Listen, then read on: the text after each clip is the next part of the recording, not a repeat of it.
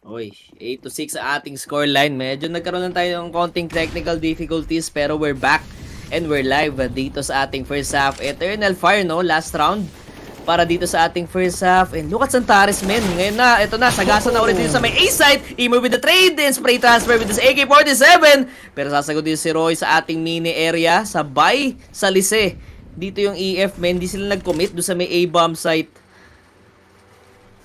No, medyo delicate yung pwesto dito ni Nico Dos. Naiwasan pa rin niya yung flash, but look at this. Everybody on the side of EF have already gone down. May isang taong naka-ready dito sa mismong site natin, Roej. Kanina malamig siya. He already now has 5, pero possible pa rin. Roej goes down the process. X-Cloud will find one off camera. Now it's all up to Crims.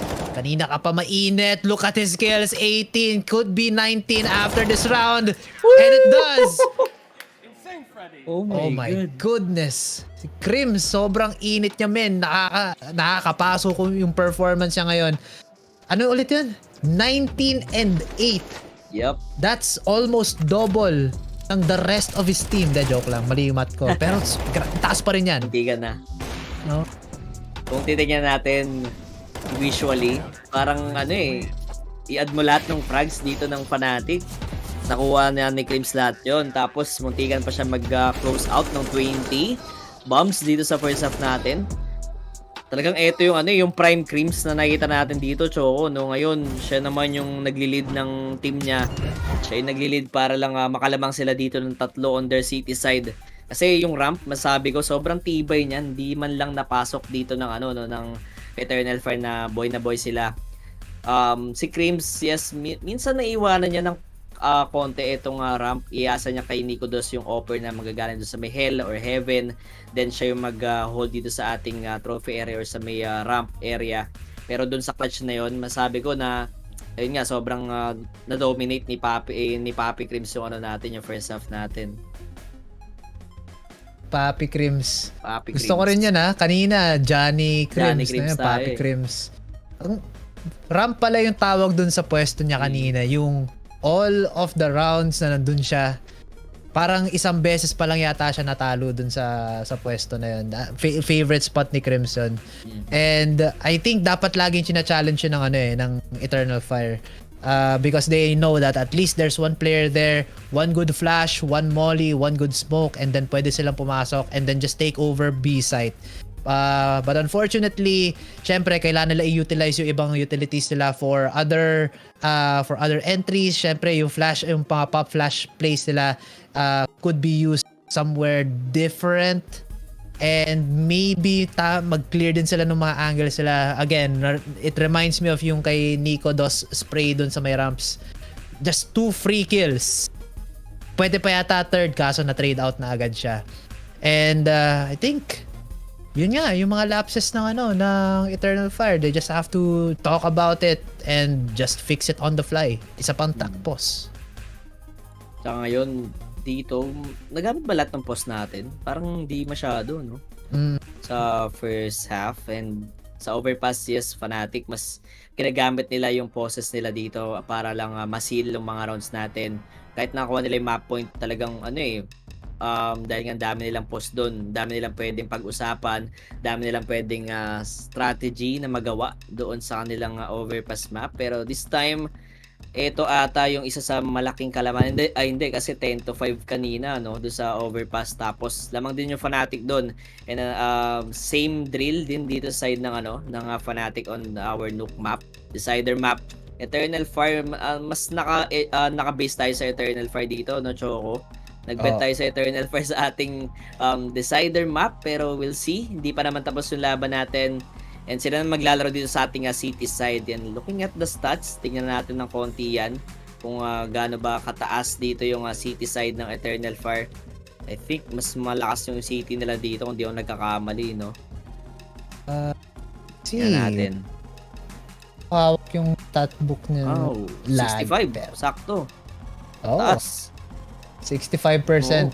So, may chance. Hindi naman ibig sabihin 65% chance is 100% panalo sila. That's 65% chance. Yep. Na pwede silang manalo. So, again, mga stat guy, ikaw din pala, you are also a stat guy, a numbers Ninilit guy. na tayo eh. Si Sneaky kasi medyo kakaiba siya by feeling siya eh. Tayo, numbers tayo. So, kung tama nga itong mga natin, itong mga statistics natin, then it's possible nga that Eternal Fire can still win this out. But, with this performance coming out from Fnatic, medyo tagilid lang ng konti. But in the end, tapos na lahat. Possible na manalo din possible na Eternal Fire could clutch it out, could bring out, mag super saiyan sila, tapos talunin lahat ng mga players from Fnatic. But it is going to be a long shot. Maybe. For now though, Fnatic looking really good individually. Si Roege medyo lumamig ngayon, but he is catching up. Krim super hot on his feet. Sino pa ba? Nico Dos, lahat ng off shots niya tumatama. I don't know what is going to beat this team. Maybe again yung mga super fancy pop flashes na Eternal Fire, which I have yet to see. Nung Anubis lang siya gumana, please lang, paganahin nyo rin dito sa Nuke. Yup. And this time, yun nga, 3 rounds gap for the side of EF. Pero Santares, nakita yun. Oh! Ay! Oh my God, Messi! With the sick tap, with the speed of 50, sabay sagot dito sa may trophy area. Nag-react na sila agad, pero andun yung bomba. Kailangan nila mag-forward din sa ating A-side. Fasher naman, hindi na nakapag-trade doon kay Nico Dos. Pero dalawang buhay na low HP dito sa side ng Eternal Fire. And let's see kung makabawi ba sila dito. 3v2 scenario, Major with the 5 HP and X-Cloud. Grabe, chinachanin niya dito sa may Heaven area. Down to 1 minute. Fasher talagang no chance na binibigay niya dito sa natirang player ng EF dito sa may lobby area na si Major. And let's see kung magandang post plant ba ang gagawin nila dito para hindi manakawan ng round. Looking at their double digit dito sa ating second half at pistol round pa atang win para sa side ng Fnatic kasi si Major 5 HP tapos wala siyang kit. Oh my God, anong gagawin niya dito? Fasher. Oh, sorry, Major. Nakapag-clear siya. Good kill onto Roege. Kaso Fasher on the backside. Narinig na niya footsteps. Oh no, yun nga lang. Ang layo ng kanyang crosshair. That was a good kill onto Roege though. Napakabilis ng reaction time. Tama yung crosshair placement. Snappy shot there. Pero yun nga lang. To close out the round, kailangan pa rin niya makuha yung last guy. Look at that shot. No. Napaka-snappy doon ni Messi rin. But this is a good start for Eternal Flame, or sorry, for Fnatic, because that brings them closer to endgame. True. Sabi ko sana hindi tumambay yung yung camera kay Santares. Sobrang tilted na naman si Santares doon sa shot na yun kasi he has the information na may nakatawid na doon sa may city area na papunta sana sa Heaven, but nevertheless, na siya dito, na punish siya ni Messi. Good kill para doon kay Messi with the speed of 50. Double digit round. Magdedire-diretso kaya yung round dito ng Fnatic kasi Mach 10s to, no? 3 Mach 10 pala. Wala nag-invest ng Galil. Mukhang sagasa play ang gagawin nila dito sa ating round number 17. Spray and pray lang. At kung mahal sila ni Lord, favorite sila ni Lord pala, di convert ang kills. Kaso look at this Emor with the scout on hand. Di niya makuha yung shot. Di siya oh my God. Roege, yun tumama. Joke lang po Lord. Joke lang po sir. Emor connect one shot onto Roege. Messi goes down. Roege with the trade. At least nakapag-trade siya sa kanyang kaibigan. Brings an extra gun to his friends. Pero the damage has been done. And with the scout in their minds, mukhang matatakot sila mag-push out pa dito sa outside area. True. 4v4 pa naman din. Tapos, Mach 10 to sa Fnatic. And very questionable. Nag-slow play naman sila dito. Kala natin na burst lang sila doon sa one area. Pero more on map control ang kanilang objective dito sa ating round. And we'll see kung saktong timing ba to for EF kasi makuha na rin nila yung lobby Wala nga lang sila info doon sa may outside area natin kasi slow play. Ginagawa dito ng Fnatic. Gagamitin nila yung AK-47 ni Nico Dos dito para mag-trade doon sa mga Mach 10s na hawak dito ng Fnatic. 30 seconds on the mark. Ano kayong balak nila dito? Napaka-konti na ng oras. Hopefully, pag naghanap ng trades dito sila Nico Dos, siya yung hindi unang mamatay. Kasi yung mga submachine gun, syempre for mid to close range yan. Katulad nito, X-Cloud will find Bilis na one. Oh no. A disaster here. Santares, may FAMAS na hawak. Oras. Mag-swing out siya. Gets one. Oh, they killed the planter too. And that's time. Wala And na. Fnatic, they lose it just from the timer. Nanakaw. Tsaka hindi sakto. Ito to be honest, hindi sakto yung yung strat doon ng Fnatic. Tapos Mac 10s. Siguro, in-expect ko after nung kill, nung first opening dito, nung MP9, o nung Mac 10 ni Roy, pwede na siya dumediretso doon sa may, sa may B-bomb site natin. Kumuha agad ng space, pero mukhang nag-alala doon yung Fnatic at yun nga, overthink. Siguro mas gusto nila laruin pa yung round natin kasi marami pa naman silang time. Pero EF, yun nga, pag mga last on play talaga, expect mo na EF. Talagang malilista mo na makakonvert ng kills yung mga Deagles and Scout dito sa kanila city side. Deagles on hand on Fnatic. Medyo sketchy ang kanilang mga plays dito. Look at this, Santares through the smoke. Kanina si Emor. Ayun. And speaking of Emor, Through the smoke headshot. Eto na naman. Yun ang nangyari! Santares! Check him PC. Yan na naman. Lahat nakakuha ng kills through the smoke. Eto X-Cloud medyo justifiable pa. Pero through the smoke tapos headshot. Dali mo yun. Santares with the quick 2K after nung opening doon ni parang Ebor. Wow, good shots. After good shots para sa side ng Eternal Fire. And eto na, pabalik na sila ulit dito sa ating scoreboard. 5 yung nabuhay, wala man lang namatay ata doon sa round na yon. So malinis na malinis, makapag-icon na economy dito. Nakita niya pala, hindi pala chamba talaga, no? Na spam lang. Yung kay Santares, yung chamba spam lang. Ay naku. Spray down. Okay lang. At least nakita natin na hindi siya check him PC moment kay Emor. Pero grabe, no? Scout lang yung hawak niya. Tama ba? Scout yan, no? Scout lang yun. Scout lang. Headshot sa ulo. Secured pa rin yung kill. And again, big confidence boost for Eternal Fire.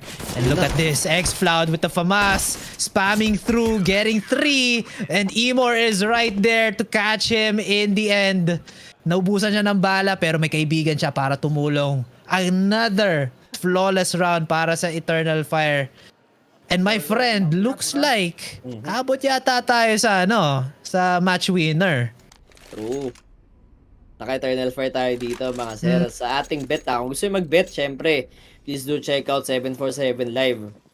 Talagang live yan, 24 hours. And may mga admin din tayo dito sa ating page. Kung may mga katanong kayo, inquiries, kaya may na mag-PM lang dito sa ating Focus Fire Gaming. And let's see kung Eternal Fire, yes, nakabawi na rin sila dito ng rounds. Tapos maganda pa yung barrel na hawak nila dito, no? FAMAS lang para kay X-Cloud. 3K straight on his hand doon sa ating ramp position. Pero this time, sobrang open para kay Imo yung frag. At ayun na nga, first opening pick-off, makuha dito ng AWP ng Eternal Fire and Fnatic. Anong ginagawa nyo? May utility sila. Late sila nag-smoke doon sa may outside after na makill na mapunish dito si Roy. May sarili na ring laps dito yung Fnatic. Pero feeling ko gusto nila ilaban yun kasi isang jiggle lang. Yung natakot ako si Emor. Hindi ko alam kung napansin nyo kaya pinik pa niya ulit.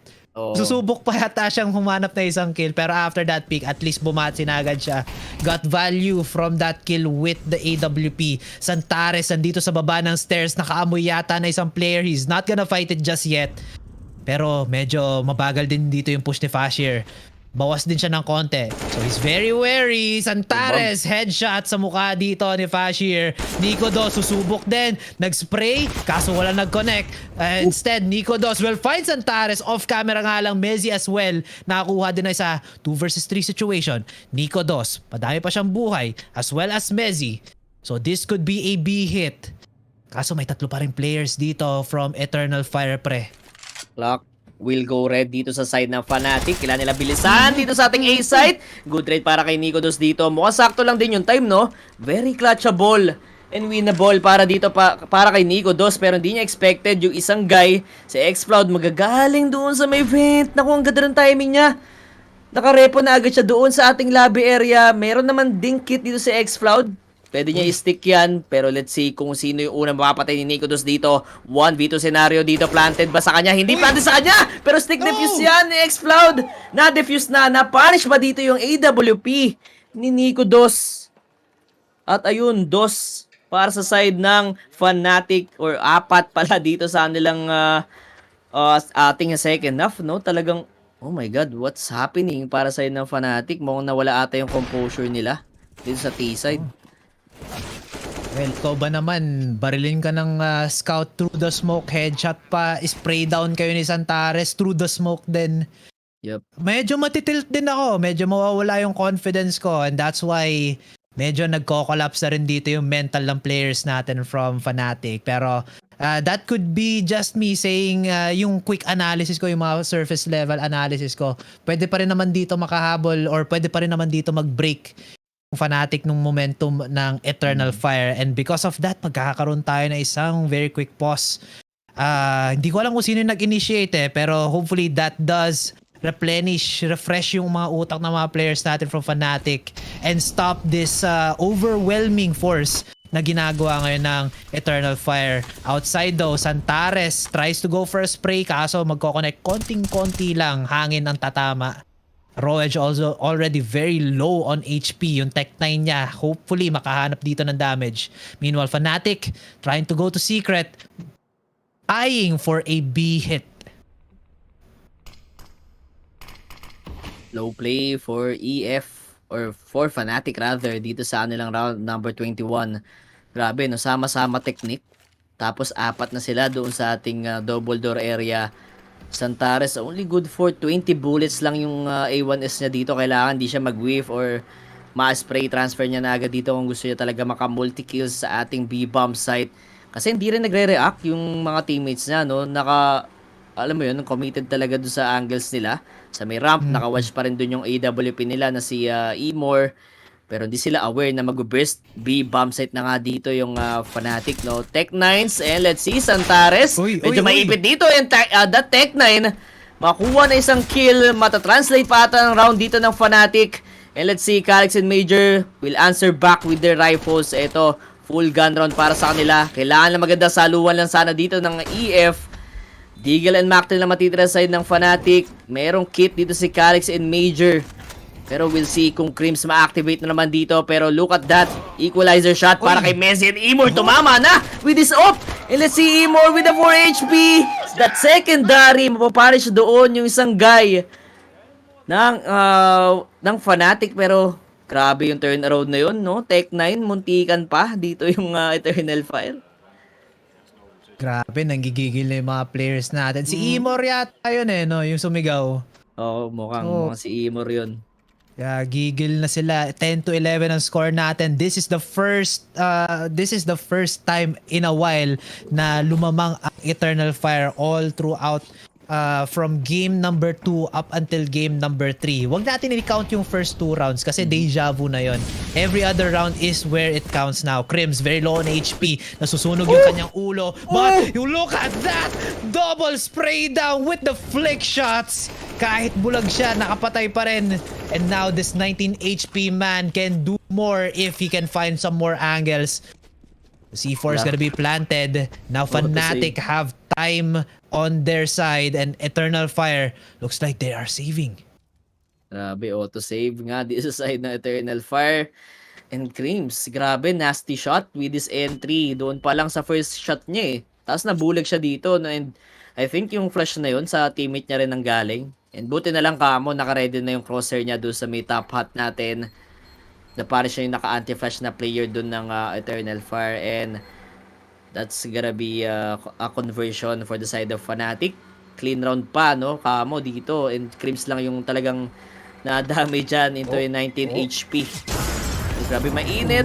Kailangan niya mag-exit doon. Pero yung exit na yan, Pupunta sa frag dito ni Santares and sa wakas, paring Choco dito, na 5 straight rounds na basag na rin ng Fnatic. Oo. Pero hindi pa tapos ang laban. 11-11 pa rin ang score natin. Make a wish para dito sa ating Fnatic and Eternal Fire. Para sa akin, that was a bad round for Eternal Fire. They need to they need to recalibrate yung kanilang strat dito because paano nga ba nagkaroon ng initial entry? Just a free kill from Crims kahit bulag siya. Pero I think that was just luck on his hands. Masyado lang siya maswerte. So Eternal Fire, pwede silang makabawi dito. Look at all those utilities being expended immediately by Fnatic. Mukhang ready sila dito mag-commit sa mismong A site natin. Emor, first blood onto Messi. That's 4 versus 5 na. Grabe, 11-11. Tapos nakuha agad na isang kill. Dito yung offer ng EF. X-Cloud, 3. Yung sasagupa sa kanya dito sa ating ramp. At ayun, quick trade para kay Fasher. At mukhang yun na yung signal na para mag-go sila dito sa ating B-site. Grabe, masyado ata naglalakad sa Luneta or tumatakbo dito si Emor. Papuntang B-site. Ayun, lamang na or 3 sa 3 yung round number 23 natin dito, no? Pero yung time, sobrang enough para lang ma-plant yung bomba natin sa side ng Fnatic. Major ready sa kanyang backstab. Let's see kung magandang timing ba to para sa kanya. Hindi niya ma-clear out. Pero, tight angle. Good for 1 kill para doon kay Nico. 2, Calix and Santares na lang dito. Medyo malamig si Santares dito sa ating game. Pero kapag na-convert niya itong retake nila, kapag napare siya into a 1v1s, dito yung Fnatic. And looks like mula na pang save na ata dito. And Fnatic, grabe, naka-backup na agad dito sa ating scoreboard. 12-11, I would say, dito sa ating round. 12-11 talaga. I think magandang gawin dito ng Eternal Fire. Kapag nakapag-plant dito yung Fnatic, tapos ayaw na lang ilaban, kuha na lang sila ng exit frags para at least ma-deny nila yung pera, yung armor, or kung makapatay man sila, deny din yung yung mismong barrel para walang madadala sa susunod na round. Pero hopefully naririnig nila tayo dito. But for now, Fnatic, Eternal Fire will be using up a tactical timeout, which is very surprising. Kanina, going to site lang, unga-bunga ang ginagawa nila, but now they're gonna use their brains a little bit more. So, good for them. Parang both teams natin, mas ginagamit yung yung tacos sa second half. Parang yun yung pampatay pampatay init kapag may isang nakaka-momentum. Isang yun nga, feel na pumatay dito sa second half natin. Doon nila babasagin with this tacos. Pero plus, tingnan natin kung anong pag-uusapan dito ng Eternal Fire. Para ba depensa nila? Para hindi na makamomentum pa. Dire-diretso dito yung Fnatic. Kasi sa nakita natin, gumaganda na yung entry dito. Crims, yes, is been online. Doon pa lang sa kanilang city side ramp hold niya. Talagang gumagana at naka-convert ng round. And dito pa kamo yung entry niya doon sa may A site. Eto si Crims, kalbo buff talaga yan. Kanina may nagsabi sa comments, ako, gusto ko yan si Crims, kalbo din siya So, kayo na ba? Hindi, joke lang. Unbiased tayo dito sa ating mga games. Siyempre, pinapakilig lang namin kayo lahat. Pero going back to the game itself, Fnatic, looking very slow on their push.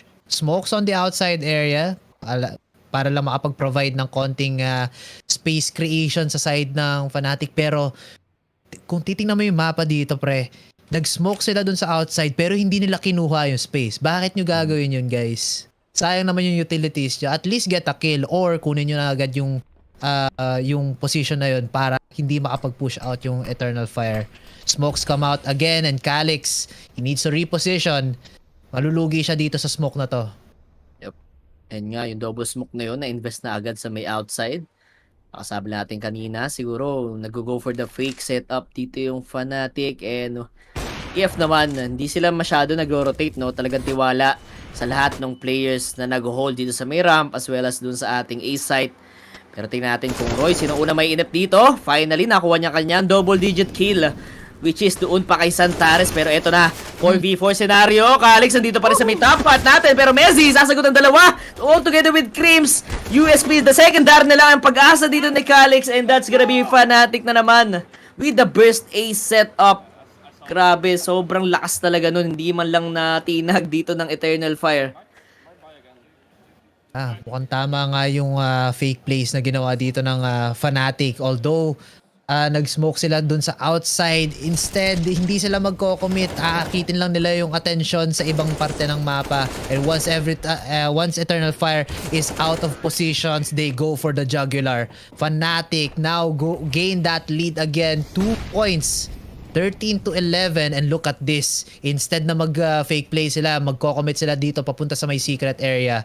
Now, the problem is, Eternal Fire, they have pistols, meron silang mga digs, but they don't have any utilities whatsoever. So kung mag-retake sila dito, it is going to be very difficult, pre. Tsaka hindi sila nag-stack up, no? Knowing doon sa Anubis map, kahit na upgraded pistols yan, more on lason setup ang ginagawa nila dito, hindi sila yung nakastack up sa isang site. And this time, Fnatic, ang basa rin naman nila economy nila, dito sila dadaan sa ating double doors, so sa may control. Pero look at the shot, hindi natin nakita yung kay Major, pero mukhang 6 shot yun para sa kanya, and mas 6 shot para doon kay Fasher. Grabe, taps lang with this AK-47. Sorry, medyo nalito tayo dun kasi si Nico Dos hinampas lang ng AWP dito. Grabe, Diyos ko Lord. Di na nakapag-react dito yung Eternal Fire doon sa ating B-site. Pero good try pa rin. Opening kill para kay Major, okay lang din. Diyan napakamot din ang ulo dito yung players natin. From Eternal Fire. Gusto ko sabihin Cloud9 kasi yung jersey nila ganun din yung kulay. Same, pero no? Yung iconography din yung logo nila ganun. Pero never mind that. Grabe Dalawa yung sinampal niya ng AWP. Ang kulit no? Parang muna, papatay niya mo tapos tsaka niya i-flick. Ganun yung naging itsura nung second shot niya. Sampal muna. Pero sampal tapos naka-flick. What? Hindi. Ganyan yung yung CSGO. 30-year-old game. Mas matanda pa yan sa atin. Tawag ko, 20 yata or 15 yata itong CSGO, no? Hindi ko na mabilang yung mga araw. CSGO ata, 10 years lang. Pero kung sama mo yung mga 1.3, no? Baka hindi pa ako boy nun. For sure. Ako din, hindi pa yata ako boy. Joke lang. Yeah. Fnatic. Sa outside area na naman sila. Try to spam through the smoke. Major, may sarili siyang spam dito. Nakapitas ng isa. And that is already one of the entry fraggers of Fnatic down for the count. Pero ngayon, si Crims yung nagiging entry, pati si Nico Dos. So I think nabigay na ni Roach yung kanyang value sa team through the smokes. Bawi na lang siya next life. 14-11 pa rin tayo, pre. Saka labig talaga ni Roy. Wala talaga. Actually, same sila dito ni Santares, no? Pero mas nakikita ko ng potential dito yung Fnatic na kaya agad nila masil itong decider map natin. Kasi, sa Lisigang, men. Nakita agad dito sa may mini area. Pero Masher, grabe, good clear ng mga angles din sa ating A-site. And the Explode, wala na magagawa dito. With this A1S talaga nagpamatay na. Hinigop na sa impyerno dito sa side ng Fnatic. And let's see, nade ang sagot ni Santares, pero info was there, no? Kitang-kita na siya nagbato ng nade. Andito lang naman siya sa may heaven area, and mukhang imposible pa ata para kay Santares na maka-retake mag-isa. Dito, ito yung quick trade, and that's gonna be the map point para sa ng Fnatic. Malinis na malinis. Yeah. Outside control, tapos okay lang na mapitasan sila ng isa, but the hyper aggression nung pag-take ng space dito ni Fashir. Look at that, one from the rafters, one from below. Tapos tamang tracking lang dito sa pababa ng heaven. I think misstep yon ni X-Floud. Kasi kung nandun lang siya sa may rafters area, dun sa may heaven, the easy double kill, isang spray down lang. Kaso mali yung mali yung tapak niya. Masyadong na-excite, yan tuloy, nalaglag siya. Unfortunate for him, pero very fortunate for Fnatic. Again, match point, matatapos na ang ating gabi. Same na same, oh. Ano ba yung ganito scoreline natin kanina? Anubis ba yun? Kung di ako nagkakamali. Ganito rin ata yung nangyari doon. Pero, oh my God, mukhang momentum-based yung mga teams natin dito. Kasi kung titingnan nyo yung etong aftermatch na to, more on puro straight rounds eh. Pero ngayon, dire-diretso na, sagasa yung Fnatic. Uy, nagkakaligawan dun sa may vent. At ayun, vent drop. Lahat ng players nila dito. Grabe naman yung salisi nun, men. Isang smoke lang yun doon sa may Dupree spot. Pero ngayon, Major masusubukan with this A1S. Wala na rin siyang vision dito para at least makuha ng kill. And that's smoke. Pwedeng one way sa players ng Fnatic. And mukhang retake to. 5v5 scenario. Tingnan natin kung maging successful ba dito yung EF. Dito sa may stairs area, nakita ng pixel ng ulo pero mas mabilis siya sa pag-iwas. Still there, Crims. Oh no, Crims! Bakit ganon? Zantares with the peek again. Getting one more Wala kill. na, Roj talo. will find one. 2 versus 3 situation. Fnatic. Or sorry, 3 versus 3 situation. Minoli na! Molly Yun na goes yun! out. Here comes the swing and everybody gets a kill. On the side of Fnatic, they secure the third round or the third map. They're gonna go up the brackets. Grabe. What a storied game we have here. First map going to the hands of Eternal Fire. Simula pa lang mainit na agad sila. Medyo naging sketchy sa Anubis but they were able to get it back onto their side for map 2 overpass. Fnatic bahay nila yon, so they have all the advantage they need. But then map number 3 was close, but Fnatic close it out in the end, my friend. Yup, and they're just the better team dito sa ating series. 2-1 ang ating series dito.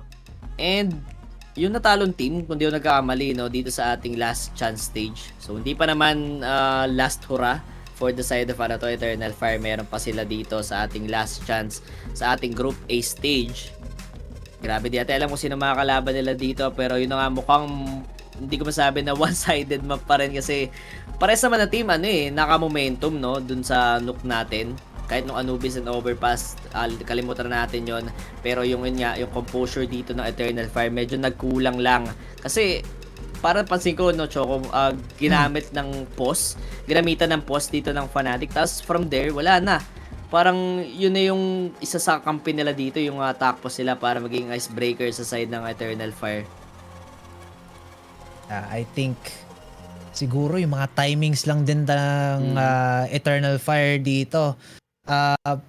And yun nga, medyo chaotic nga sila sa pushes nila. So I think if medyo organized sila in a way, pero yung chaos nila, nakakahanap naman sila ng sarili ng mga kills and it managed to bring them up to a much closer scoreline. Pero yun nga, the more experienced team, mga veterano, mga thunders na of Team Fnatic, they just pulled it out in the end. Very commendable pa rin naman para sa Eternal Fire, pero Fnatic still wins. Talo tayo sa pusta. Ayun nga. Uy, hindi, panalo tayo nung map 1 and 2. Tama ba? Yung pistol natin. Hindi ako nagkakamali. Ewan ko lang kung marirecall natin ng tama yon. Pero talo tayo dito sa ating map 3. Binasa natin na makuha ng EF. Kasi nga, stats-wise, mas maraming maps mas maraming matches sila dito sa ating look na map compare dito sa side ng Fnatic. Pero yun na nga guys, that's a 2-1 ang kwento dito sa ating Eternal Fire versus Fnatic. Meron pa tayong next matchup and it's gonna be G2 Esports facing up against MIBR, the Brazilian team dito sa ating second series. Kaya para sa inyo guys, huwag kayong aalis dito sa ating official Filipino broadcast ng ESL Pro League Season 17. We'll be right back.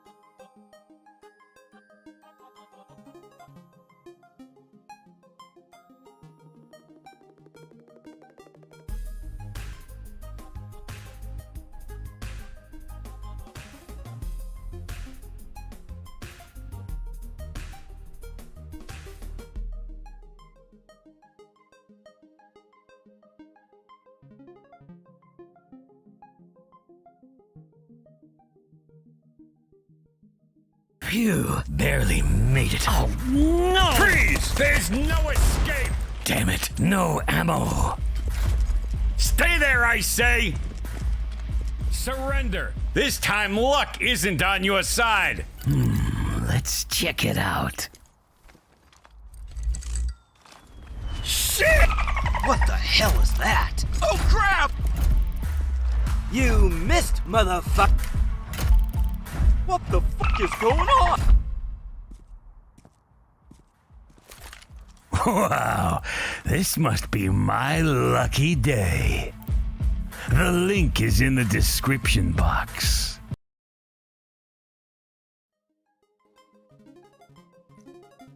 Boom! And ayun, hello and welcome back to the official Filipino broadcast ng ESL Pro League Season 17. Ako nga pala si Sneaky Frog, kasama ko si Jusuave, 3 AM Gang, stand up! Dito sa Focus Fire Gaming, of course. Alam mo din naman, ang ating next na series, it is gonna be MIBR versus G2. Bago nga pala sa lahat, salamatan muna natin ang ating mga sponsors. Of course, Lupon the Armory 747. We love you guys. And ayun na nga. I mean, G2, what happened, bro? What happened, man? Alam kong, yeah, like guys, let's be real here. Let's be real. Magpakatotoo tayo dito. G2 is a heavy favorite dito sa ating tournament. And unfortunately, I think C9 is looking for revenge. Naghahanap ng revenge yung C9 kasi yun nga, medyo maaga sila nakalabas dun sa last na tournament. Especially para sa C9 standards, no? Maaga sila nakalabas sa tournament. So I think pagdating ng Pro League, pare, sabi nila, okay, let's play for it this time. Ito na talaga yung full strength C9 na yung ine-expect natin na mag-perform dito. Pero syempre hindi naman C9 na maglalaro ngayon. It is gonna be MIBR who have had that interesting change, no, dito sa kanilang team, especially two 18-year-olds, one 18-year-old and one 19-year-old player. Insani, of course, very, very hype, man. Siya yung parang how would you say this? Siya yung parang Monisi ng Brazil. Hindi naman Monisi dire-diretso na, insane offer, tier 1 player since he was 16. Insani, parang siya, sobrang raw na talent na pwedeng gumaling pa. Sobrang taas. Hindi pa natin nakikita yung ceiling ng bata na to, to be fair. And same goes for kay Burnsan, man. He's just 19. So, medyo bata-bata pa ang mga players natin dito sa MIBR side. Pero of course, G2, man, they have Monesi, 17-year-old phenom. And 4 dudes who are over the age of 20. So, ayun na nga, solid yung kanilang team. Solid yung kanilang team. One of the most solid teams dito sa ating tournament. Medyo natapa sila sa C9. Classic G2 moment, of course. Pero feeling ko talaga, they could have learned their mistake. Pero at the same time, MIBR, pag nagpakitang tao talaga sila dito sa series natin, especially itong si Insani at si Burnsan, tapos hindi uminit si Monsi at hindi uminit yung mga important players like si Nico who didn't have the best tournament, no, dun sa last tournament na nakita natin. We didn't see yung pagdating ng playoffs, of course playoffs Nico nagpakita, pero pagdating dun sa group stage natin, he was a bit quiet compared to what we usually see galing dito kay Nico. And of course, we're still in the group stage, pare, so medyo baka isa pa dito yung MIBR. Pero, map picks and bans, of course, we're gonna see it on our screen. Bebet ba tayo? Direct. Ayun. Hindi po ko this is not gambling addiction on your screen, guys. Mahilig lang po talaga akong gumawa ng mga bad na bets. Kaya wag niyo po akong susundan. Pero kung gusto niyo mag-bet and feeling nyo magaling kayo mag-bet dito, malay nyo, di ba, makatama yung MIBR, 7.50 pa naman ang odds natin doon sa 747. Pero, let's take a look at our map picks, of course. Vertigo, Nuke, and Ancient. Tatlong pinakabagong maps, pero bet na tayo. Let's go into the bets, man. Boom! Of course, 747 live. We love ya. Ikaw naman, Josh. You pick here, man. And, we both casted that G2 game last time. And, well, sometimes we gotta feel like voting for the underdog, no? So, try natin mag-MIB or for, what do you think, Pistol? Oh, nga, no? MIBR Pistol. That sounds like a banger bet. Of course, we always bet round 16 Pistol kasi naman, pag start pa lang ng game, dapat may onting anticipation, pare. kahit ano no, 14 na, kahit 14-1 na yung score, tapos 1 lang yung MIBR, at least pagdating ng pistol round, malay mo, makalason pa tayo ng isa doon. Pero yun nga, if sa tingin nyo, swerte nga ang MIBR dito sa ating first map of Vertigo, feel free to bet dito sa ating 747 Live. Scan nyo ang ating QR or i-PM nyo yung page, malay nyo, meron kayong tama dito sa ating game. And of course, bet responsibly, of course. Do not do it a light sneaky frog, my friend. And yun na nga. Vertigo, first map. G2, of course, I would not say Vertigo ang kanilang forte dito. This is one of their more inexperienced maps, to say the least. And of course, para dito sa MIBR, no? Even with their old iterations, pag dito sa kanilang roster, magaling sila mag-Vertigo. They're one of the more solid Vertigo teams dito sa ating tournament. So, I would say, solid chance for MIBR dito sa map number 1, pare. Yeah, actually looking solid. I mean, if stats are anything to base off of, man, G2's last 3 plays on Vertigo, 0% win rate, bro. Ay.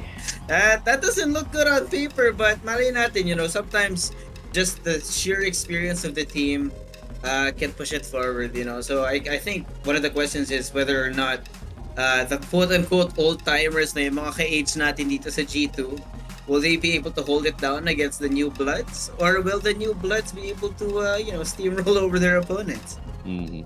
Not gonna lie, I really want to see the Insani versus Monesi matchup, no? Kasi labanan ng prodigy talaga. Yung the one who's already proven and the one who has yet to prove himself. Kumbaga, yung pwede nating sabihin dito.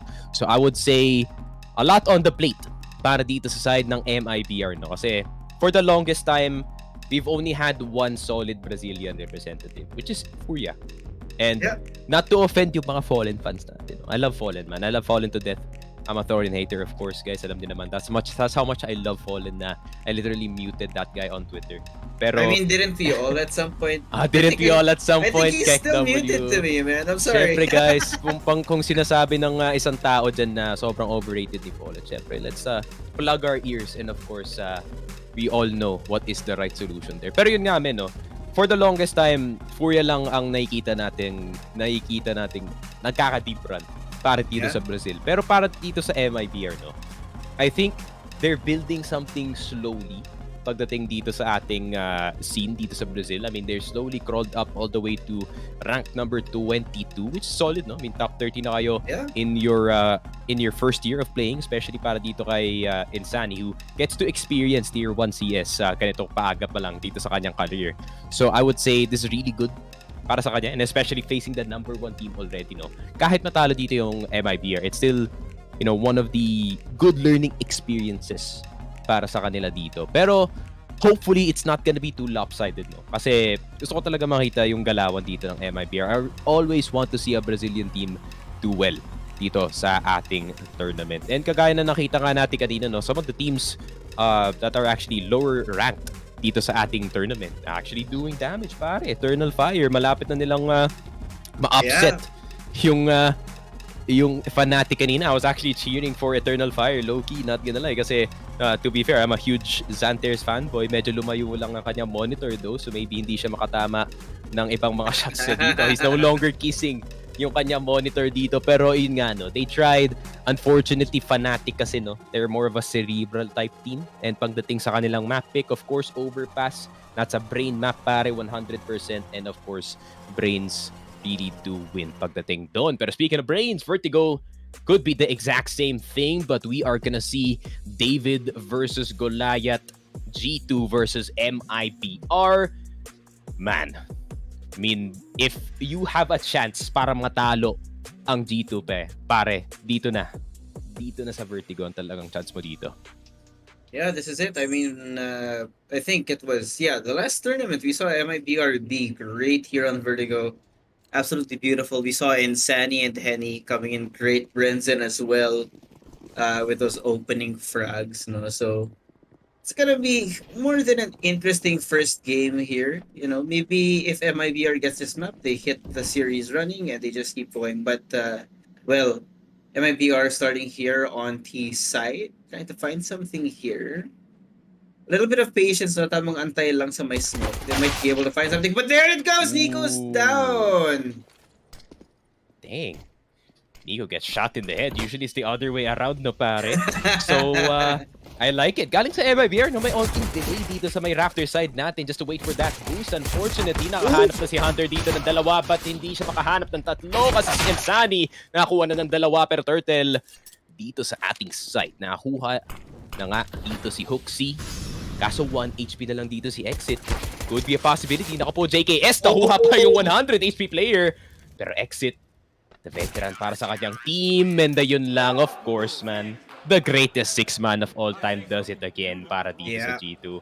And yun ang pistol round brought to you by 747. Of course, scan nyo ang QR code sa ating screen or i-PM nyo ang Focus Fire Gaming na page if you want more details. And of course, bet responsibly. Pero man, that was an almost a win no galing sa side ng MIBR. It started off so well kasi nag-antay sila sa cons for that boost galing sa side ng G2. They knew exactly what they wanted to do. It's just that di nila ma-execute at the end. Yep, just didn't work out, you know. Ang sakit talaga nung ano nangyari doon actually. Single-handedly holding onto the site, no? Exit drop down to 1, pero ito na nga Monzi starting it off. Exit picking an early exit in the round. Trying to get a little more aggressive. Monzi here taking out Insani, but Brenzen getting another kill. However, ito na naman, no? Turtle, once again, all alone.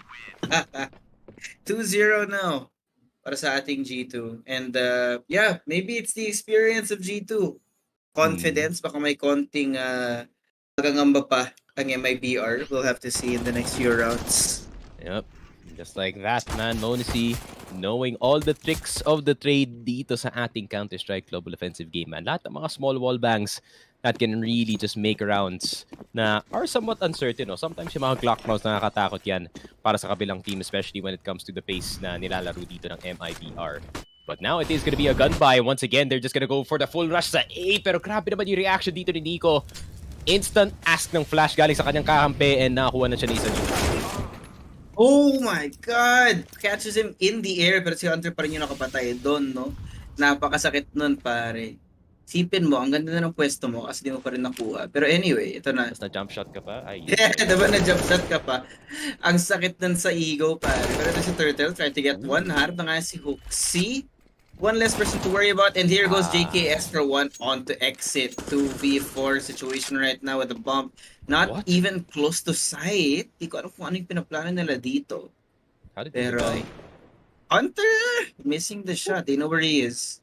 Info para sa MIBR. There goes Turtle. Converting one more, equalizing the numbers now. Pero dahil dito, no, medyo kulang na yung oras nila. 50 seconds, they need to decide at some point. Pero ito si Monzi nakahanap. And he finds the bomb as well. That's tough. And Exit just gonna eat an AK bullet to the face, pare. Ay. Not the best start galing sa side ng MIBR dito after that eco round. And ayun lang. JKS once again being so annoying, man. I mean, I think medyo naging reckless si Henny dito no na naisip niya na okay, it was a full rotate pabalik nga dito sa ating A site and no one's gonna be going for that push dito sa my stairs. Pero of course, pag maglalaro ka ng Vertigo, pare, that's one of the anchor points dito sa mapa na to. That's one of the more important points dito sa ating Vertigo na map because that is one of the few entrances or one of the two entrances na pwede pasukan dito ng ating Pakatis. Pero wanna see with a good angle. Ayun lang. Already has the off-man. I mean, this is a good idea galing dito sa G2, no? You really want to heat up ang AWP ni Monacy habang maaga pa lang. I mean, we know that Monacy is dangerous as hell on that op and well, especially now, no, MIBR naka-eco na naman. Not surprised with the patience here for si Brenzen. Baka may mahanap niya na nga si Nico. That's gonna be a free upgrade para sa MIBR. Might just turn things in their favor. He's good for one more, but the trade is gonna be right there. 2v3 right now. Hooksy just tried to deal as much damage as possible before anything happens. Takes one down. It's Henny and Exit against him. Now it's all up to JKS. Ito, medyo delikado. Henny only 7 HP. So that's essentially 1v1 at this point, no? Not sure what they're planning.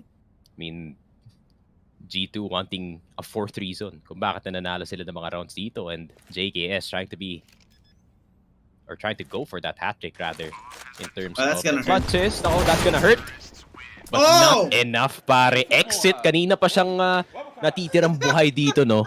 Para sa MIBR, and finally, it does work out para sa kanyang team. At the same time, Burnsan, nag-cosplay ng landmine dito. Hindi nakita ni Nico. Biglang umakyat ang kanyang ulo, and they get a free AK-47 for it. And I like nung sobrang bilis na reaction, no, galing sa side ng MIBR dito na as soon as nag-pick up na ng AK dito si Burnsan, may flash na lumabas galing dito sa may A-main side. Bulag na bulag yung mga ramp players natin dito. And once again, look at how fast MIBR is just playing, pare. Gusto talaga nilang makita ng mabilis na map control. But not just that, meron pa silang onting restraint dito, no, pre. They go for a fast map control. Pwede pa silang bumalik papunta dito sa A site if they decide that the site is too dangerous. So let's see if they do so. Yeah, I mean, when you do want to establish map control, you need to have some information off of the back of it. No? Kasi, especially now, naka-eco naman yung G2. There goes Turtle and exit. Oh my god, in a second. Nauupo sa mga tao sa side. Pero ito na nga, no, Hooksy's trying to stay alive for as long as possible, being pushed down from all sides. There they go. 2 kills for Hooksy, and that's gonna be just one more round. Ito na nga. Ang bilis nun masyado, no? But, we're gonna go back to what we were talking about. MIBR establishing some early map control and then cutting noise, no? So medyo may pangangamba yung G2, di nila kung saan sila titingin. Yeah, Nico already looking annoyed, pero that's his default mood, to be fair.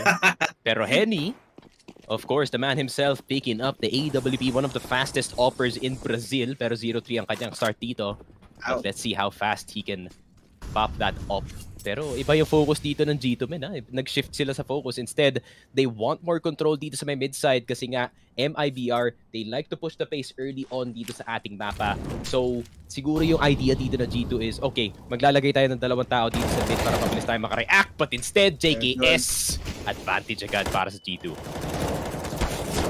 Yep, and even more advantages on the back of that. Some wall banks as well coming in handy. 4v2 right now para si G2. Pero si MIBR, kailangan nila maghanap ng space. They are running out of space right now, no? Pero si G2, may restraint pa rin. Ito, at this point, no? I mean, honestly, if it was me, I would have been flanking at this point. Pero you can't be too careful. There's still so much time on the clock. You can't really let go of some key points on the map, really.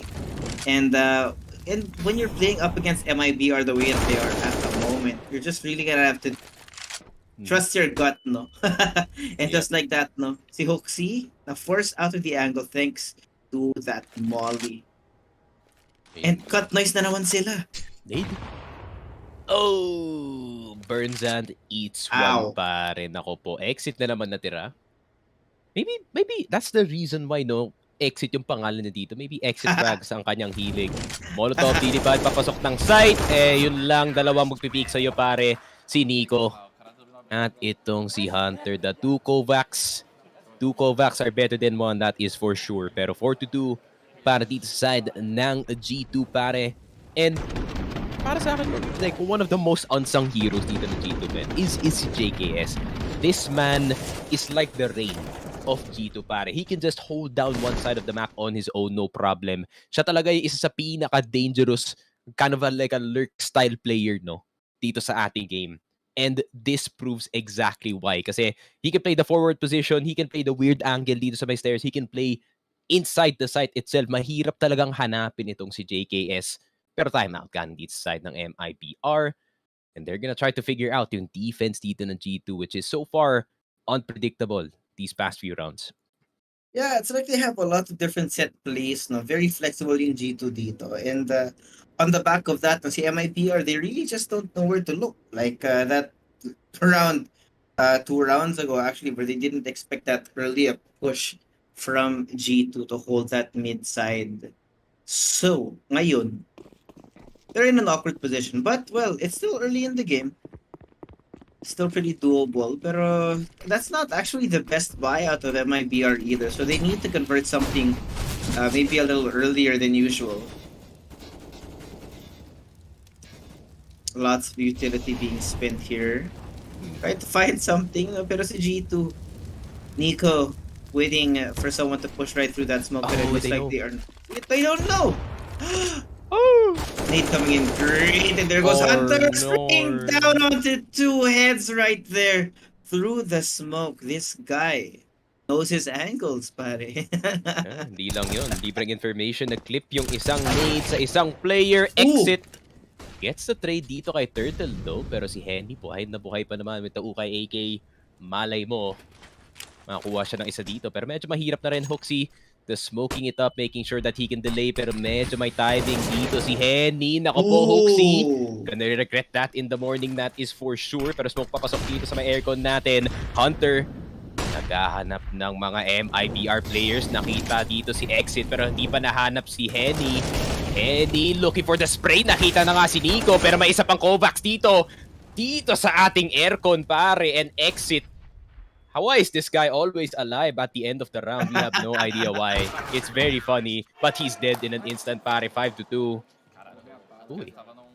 It's almost unfortunate, no, na how for some reason Exit gets lots of chip damage. He's left with like 1 digit of HP left, and then he ends up being the last person alive. So how do you clutch up Nick at that point? You know, ito great replay here. Hunter peeking through that smoke, going for the spray, actually getting one, and JKS elsewhere. Again, no, on the lurk, as you mentioned, Karina. You never know where JKS is positioned, and it just comes in handy for G2 here. Yeah, especially pagdating sa mapa kagaya ng Vertigo, no? I mean, this is one of the maps where this is Lurker's paradise, basically. Kasi Lurk, pwede kang mag-flank in an instant, you know, baba ka lang ng ladder, biglang nasa A main ka na. Or, you have a choice of just going the long way around, papasok sa base ng kalaban, makadaan ka pa sa CR, even take a bathroom break, and then go for the flank. And then, you know, maybe do some damage. Pero dito, medyo dangerous sa kanyang angulo. Nako po, 2-0 dito si Burnzan, pero Monacy does get the instant trade pare. Medyo mahirap to para sa MIBR. Wala silang util except for a smoke galing kay Exit. Yeah. Good kill on the on Nico rather. Pero at this point, they just trapped themselves into a death trap. Hindi sila maka-abante, hindi sila maka-atras, especially for that one guy who just died over on the side. But now it's gonna be a 2v4. Pistols in hand para sa ating MIBR team. There's very little they can actually do, you know? Even with the spray down, they're just getting the kills one after the other, and now it's all in Insani's hands. One singular pistol, and just like that, he's dead. Yep. Dead in a main. That is not the best spot to die in, especially pag naka-pistol lang kayo. But at the same time, G2 doing a great job of just containing the entire MIBR squad dito sa loob ng A main side with their util and the lack thereof para dito sa side ng MIBR is the exact reason why na hindi sila makapasok dun sa site agad.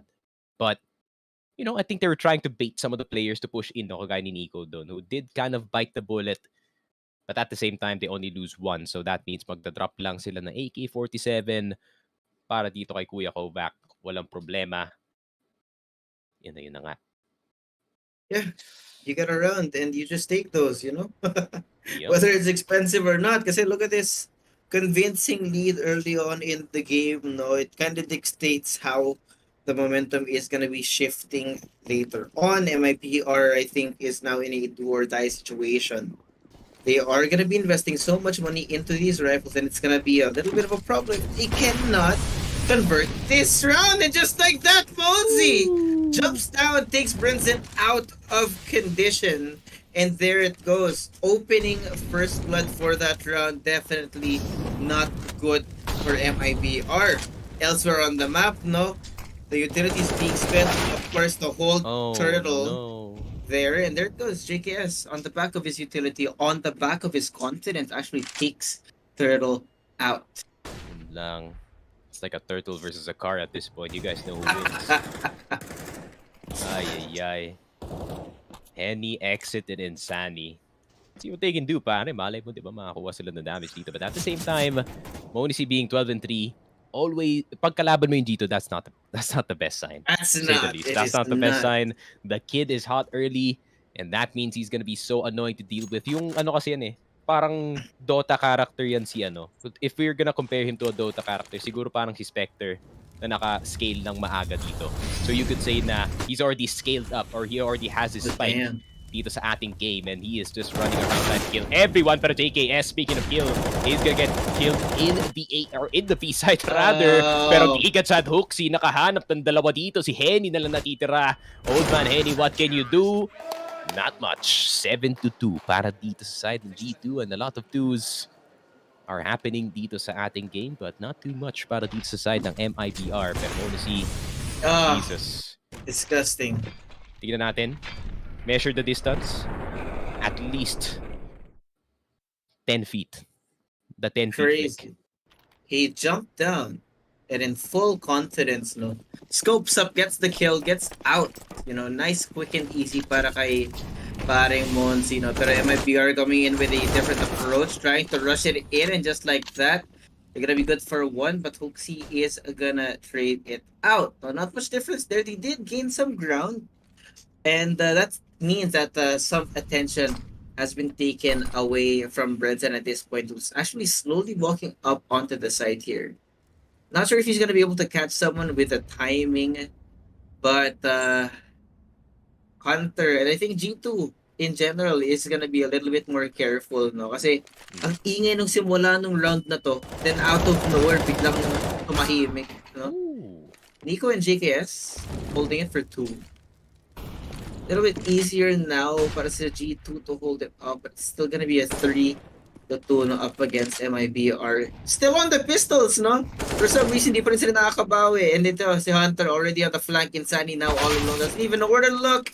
And just like that, he's blasted out of the building onto the pavement somewhere down below. Yep, from 51st to 1st in an instant.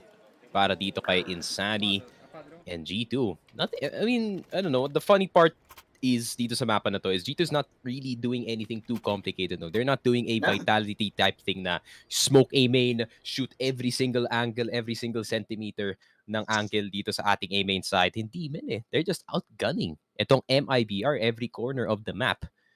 And yeah, MIBR, they're just stuck dito sa Vertigo pare. Kasi you peek A main, get shot by Monacy, you peek B main, JKS is gonna shoot you from any angle. He's like a ninja pare, no? Hindi mo talaga siya mahahanap agad dito. And ayun nga. I think you play from that last round, no? That's not too bad. Galing dito side ng MIBR. That's one way to dismantle yung depensa dito ng G2, who really needs that middle control, no? Kasi middle is the only way for the CTs to rotate in Vertigo. So if you get that middle control, pumasok kayo sa CT and just have people mark that the entire time. If you do clear itong B site in the process, meron na kayong libreng site take dito. So I think if MIBR runs that strat again, pwede pa sila makakuha ng panalo dito, but they really want to dare itong A main side. Pero Monacy deciding to switch things up. Dito naman siya sa B side, magpapaputok ng kanyang AWP. Kaya na lang ipamigay yung kahit ano at this moment. Henny trying to find something, but Nico's just faster, taking off his head just like that. But there is gonna be a little bit of damage. No, after that, ay medyo quiet na ulit. MIBR trying to find the timing onto that, but that's gonna be a great nade. That's a lot of damage on Brendan's body. This guy now leaving it all up to Hunter, as the rest of the team, I think, is gonna be rotating elsewhere to hold off the other choke points on this map. MIBR, despite the fact that they do have the guns and the utility, are not able to advance past this point. And it's kinda tragic, no? Kinda tragic. We thought it was gonna be a fair fight. It looks like they're gonna be sliced just like that. No? He's stuck, man. Yun lang. Get stuck. Elizabeth stuck. Oh, not anymore. Pero natag siya dito ni Monacy. Pero G2, I think si Nico, tinawag na ang kanyang kuya dito. Kanina pa siya inaaway ni Burnsan. Sabi niya, kuya, kuya, inaaway ako. Tapos yun na nga, the rest of G2. Of course, si Kuya Hooksy. And Hunter himself looking for the kill dito sa ating A main side. But instead, they're gonna decide to switch dito sa my B main. Where is Monacy in this entire situation? Mukhang he's just gonna try and save pa ng AWP while his friends are fighting for their lives dito sa ating B side. And mukhang kailangan na nila ng tulong dito. Turtle with the angle. Pero yun lang. Sa isang pikit ng mata, dalawa ang nahulog. Pero exit. May oras ba? May oras ba? Fake plant. Ako po, masyado ka ng confident, pare. And ayun lang, akala niya si Monacy na andito sa B-side, pero nakatambay lang pala siya dito sa ating city spawn. And ayun Tawa na. sila. Oh. Hey man, I don't blame them for laughing.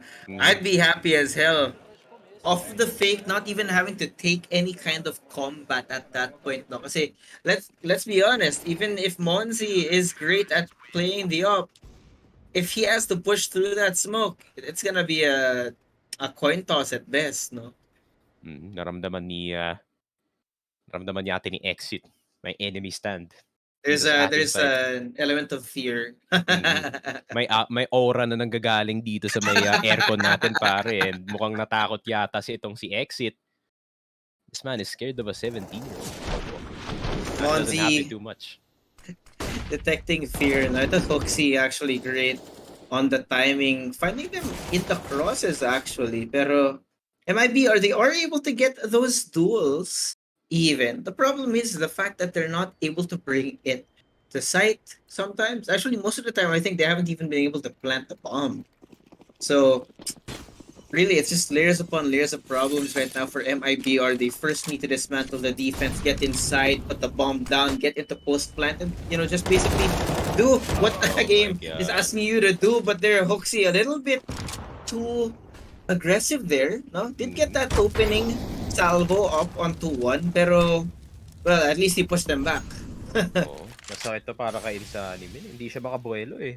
I mean, yun talaga yung kailangan ni Insani dito sa mapa na to, men. Kailangan niya makabuelo kahit papano dito to at least create some entries para sa kanyang team just like how he did dun sa ating major. Pero ngayon G2 kasi yung kalaban mo, pare. I mean, halos kapantay mo yung 5 member dito, especially si Hoxie, man. I mean, si Hoxie ngayon, he's in a really good spot. And alam mo naman, si Hoxie, pag mainit, this man does not know fear whether or not he is 11 and 9 or 1 or 11. So, either way, there is gonna be a looming threat of the IGL pushing aggressively para dito sa side ng G2. Or not, no? I mean, that's the benefit talaga of having G2 or the G2 system dito para kay Hoxie, no? They can play aggressive, they can play passive.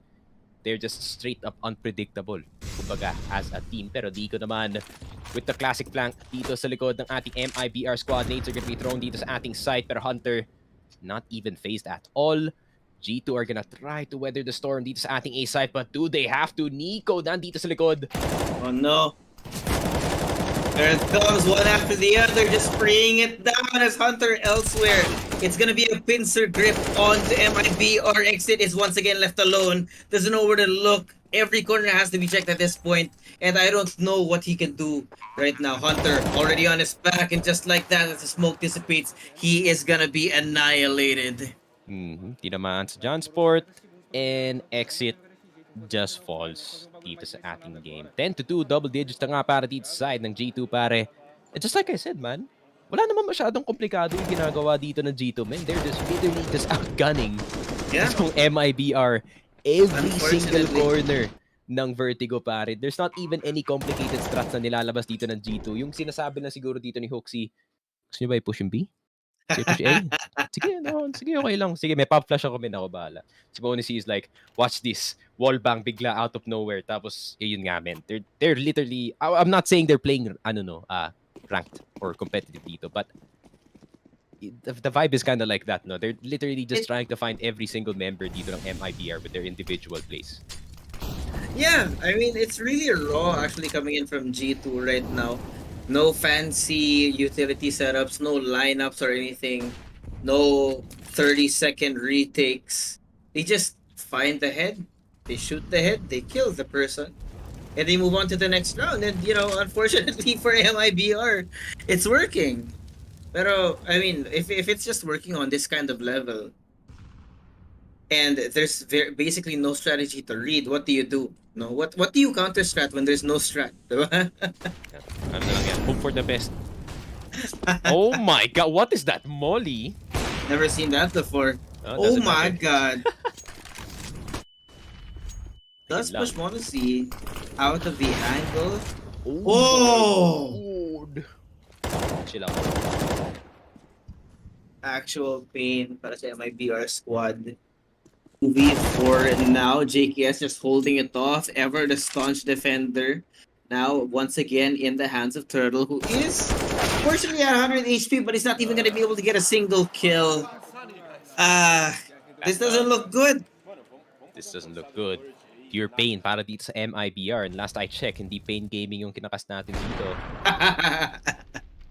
And Monacy, man, the balls on this kid, honestly. Nakuha niya nga si Burnzan. There's a molly right in front of him. Pinush pa rin yung smoke. Tinag si Insani through the wall and just leaves without elaborating, pare. Ganun ka-giga-chad yung ating bata dito. Pero 11-2, G2 looking to just run over itong MIBR dito sa ating city side. And Nico with the pre-fire. Henny pa nga ang nasaktan dito. And yung nades. Nako po, Henny! Molly mo yan, pare. He just walks into it. Yeah, that's gonna bite him in the butt, no? Medyo slightly shameful to see that happen. Pero well, sometimes that's just how the chips fall, no? Problem again, ito si MIBR. They're once again stuck right here. But right now, Brandon will somehow get 1 kill onto Hunter. That's gonna be a free upgrade para sa MIBR. Maybe they're gonna be able to convert this route on top of that. Pero right now, there's just so much doubt in their minds. No? They don't even know where to look. And Nico, finally good for 2. Insani, good for that trade. Pero ito na naman, no? Bawas na naman yung numbers ng MIBR. It's gonna be a 2v3. Dehado sila sa pera. Dehado sila sa baril. And they just don't have any kind of information because G2 has just been holding the map so well. I mean, they're on max welfare at this point, so AK-47 is going to be available dito sa ating next round. And Monacy, nag-aantay ng isang player dito. Pero hindi kasi, this man is not awaiting namin. Gusto niya siya mismo yung nagpipeak doon. And Turtle is gonna go down. Insani na lang natitira.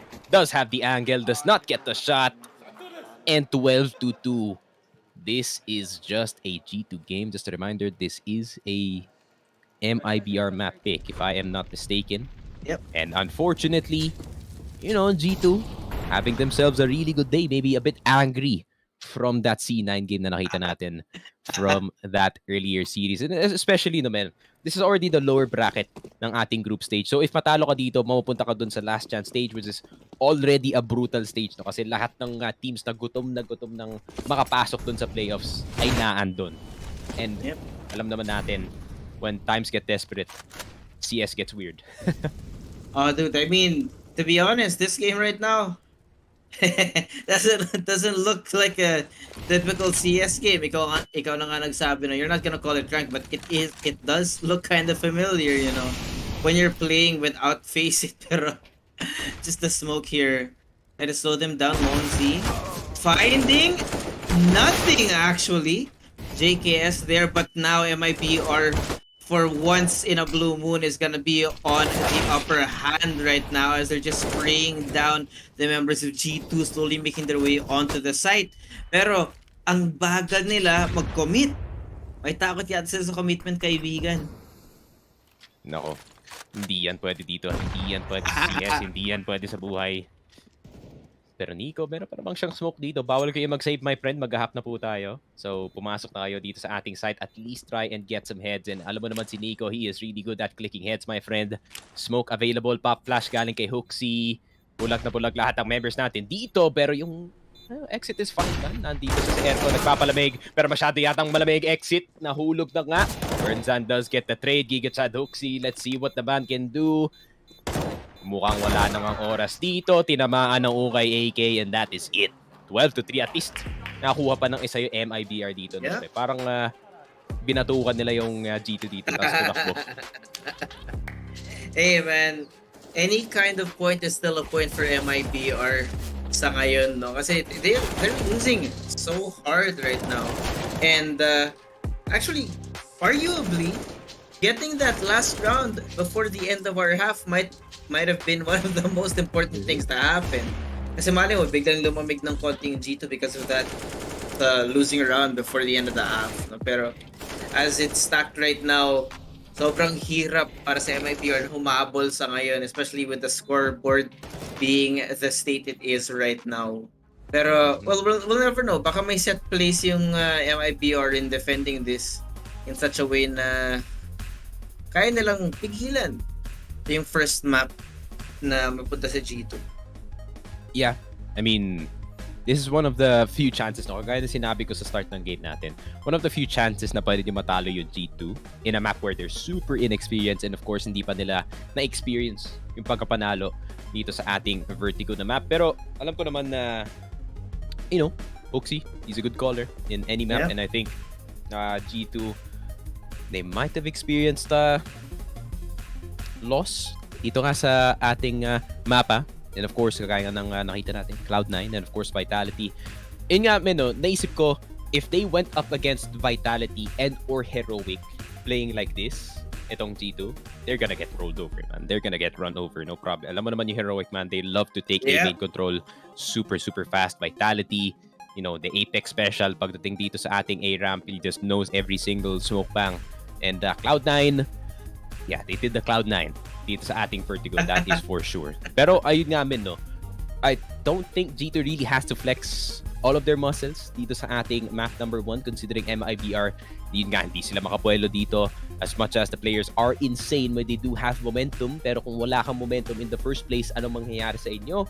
Exactly this. 12-3, MIBR unfortunately feeling the brunt of the pain dito nga sa ating G2 squad. And G2 looking a lot more solid kumpara doon sa 6-16 na nakita natin the other day. So I would say, ayun nga, G2, I think they're trying to clean up some of their mistakes, maybe even try some new plays dito sa ating mapa habang meron pa naman silang onting lead dito, no? And for MIBR,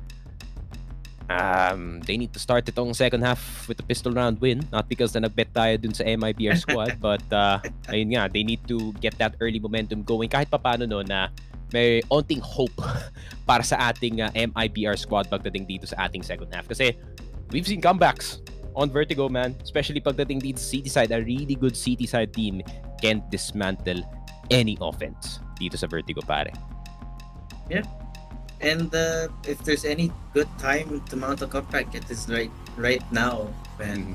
You win the pistol, you string maybe 2, 3, 4 rounds together and try to stop the comeback or try to stop any more points from falling into the hands of G2 if you were MIBR right now. Problem is, you know, it's just so wide of a gap. We're not at match point yet. I mean map point rather. Pero that's gonna be so hard. There's so little room for mistakes right now for MIBR to the point where they really need to pull out the entire playbook. They cannot afford to lose round after round after round. Damn, Nexa. Oh, I was looking at the HLTV dun sa left ko. I was like, damn, Nexa got benched?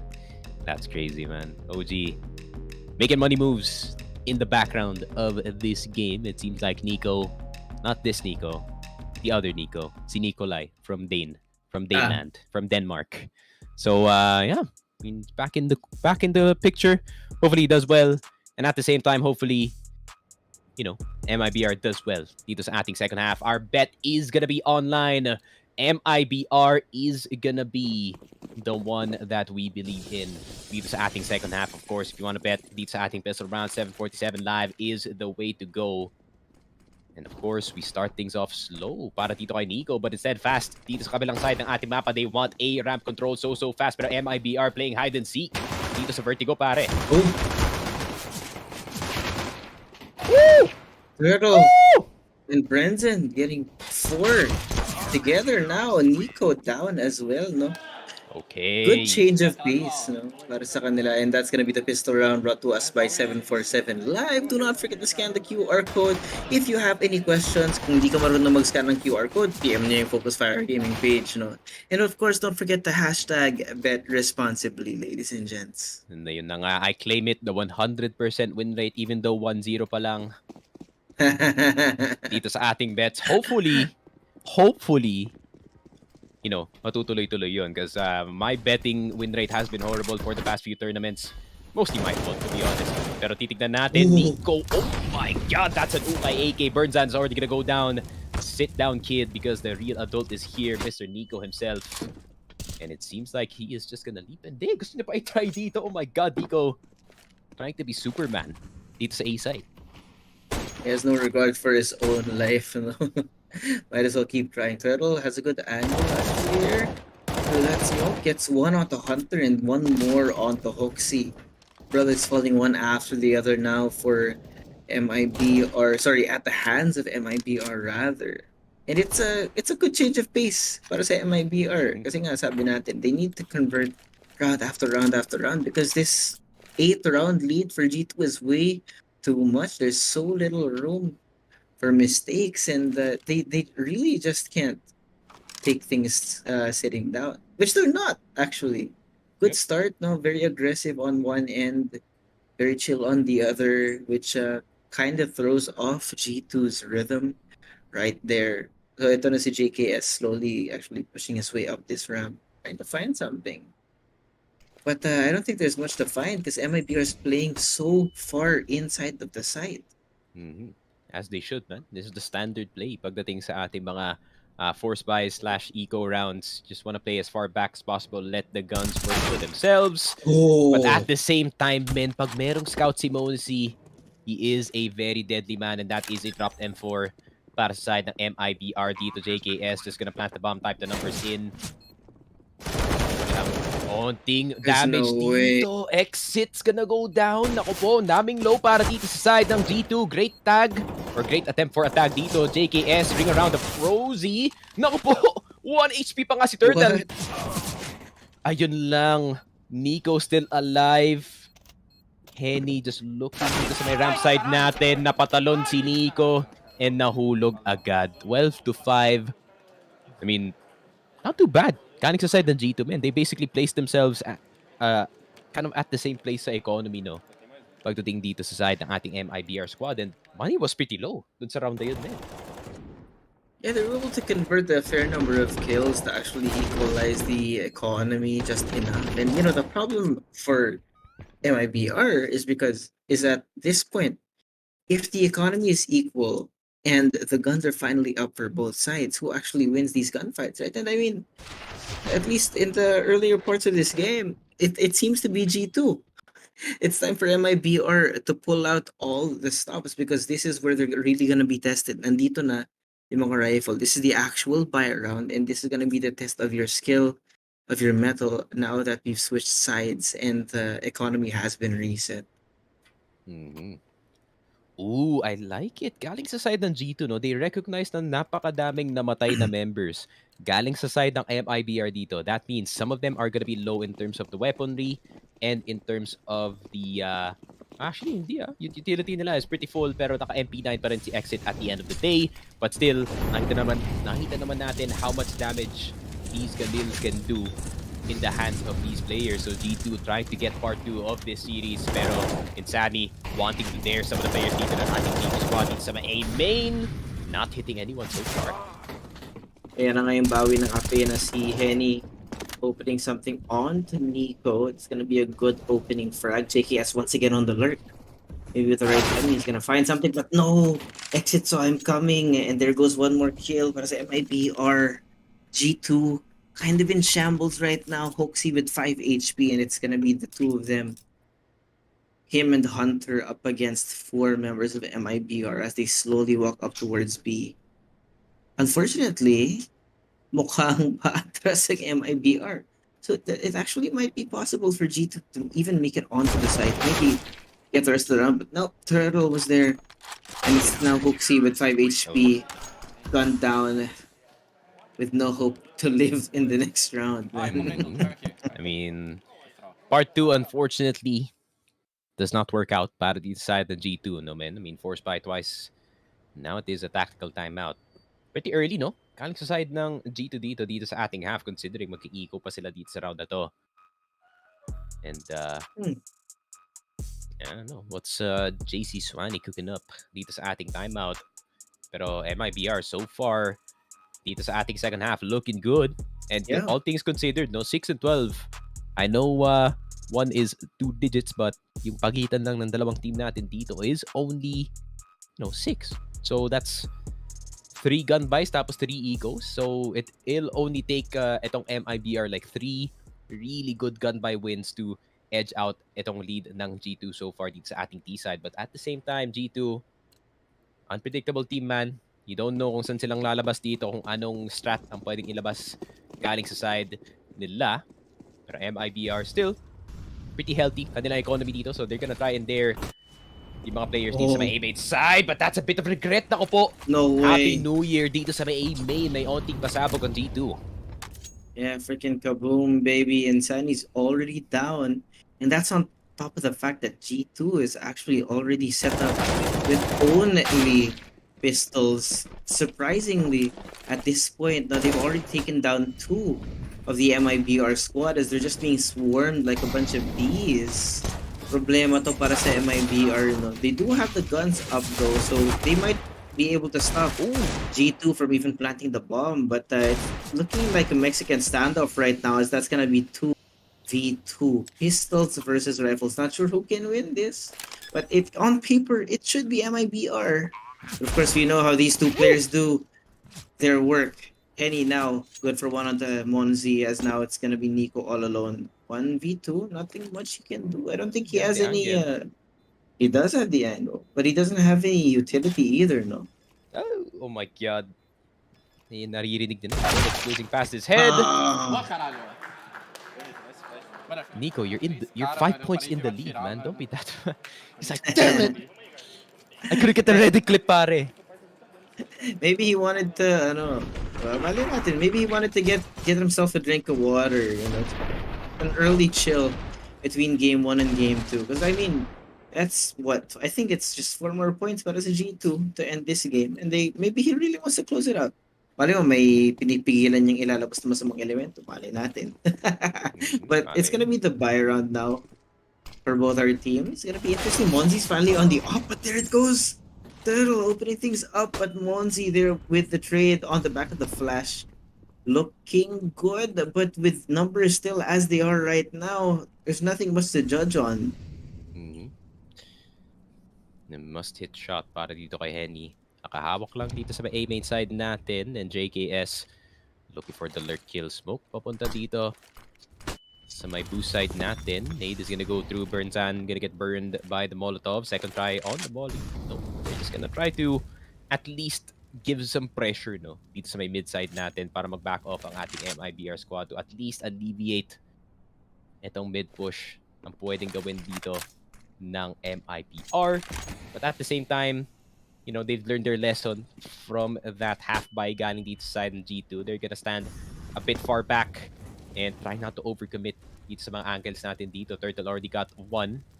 And Hunter, that's a very important person to remove pagdating sa offense kasi usually siya yung second person in. Pero mo si daring itong si Old Man Henny on that AWP, pero si Nico ang nakakuha ng kill. And 35 seconds na lang natitira. G2 medyo nagmamadali dito sa ating ace side. Entry para kay Hoaxy, does not hit the first shot. Second try dito kay Burnzan.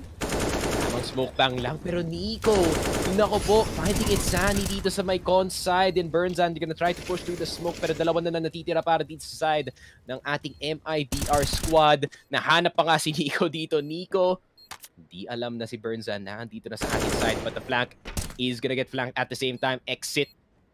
Usually the last guy left alive, pero si Burnzan naman ang magka-clutch attempt dito sa ating sitwasyon. Trying to dodge the flash, looking at the ramp, but he's looking at the wrong place at the wrong time. 13-7, G2 looking cleaner kumpara sa mga ibang rounds na nakita natin sa second half. Yeah, looks like they finally got their marbles together, no? Nabasa na nila kung paano yung defense like MIBR, and looks like they are gonna be counteracting it just like that, no? Or, actually, it's a bit of just a change in playstyle na G2 being a little bit more aggressive at this point in time to try and basically break down MIBR's defense into shambles.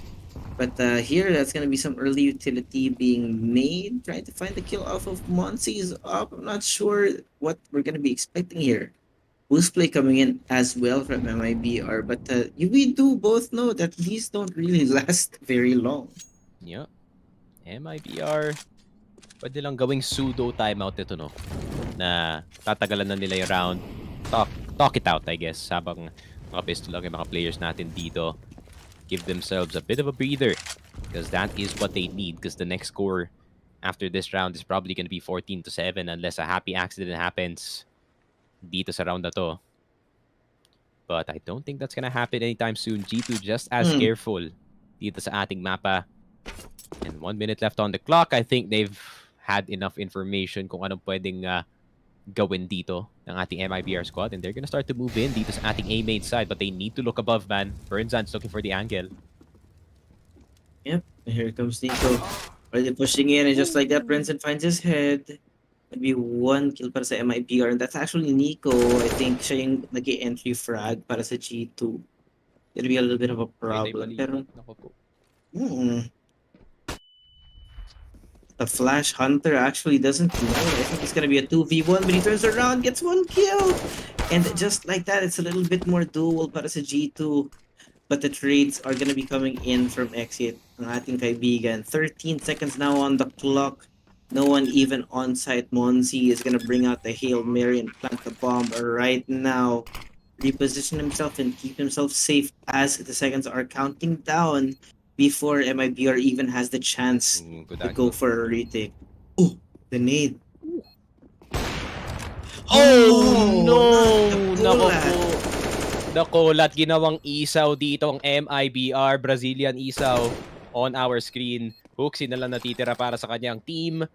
Tignan mo naman yung patience. The old man does not move. Instead, slowly crawls, slowly The checks. timing. Pinasabog ang ulo dito ni Exit. Mind-blowing kumbaga. 14-7. Pero ayun lang. Tinuhog pa nga yung MIBR, pare. Grabe naman yun. Galing kay Monesi.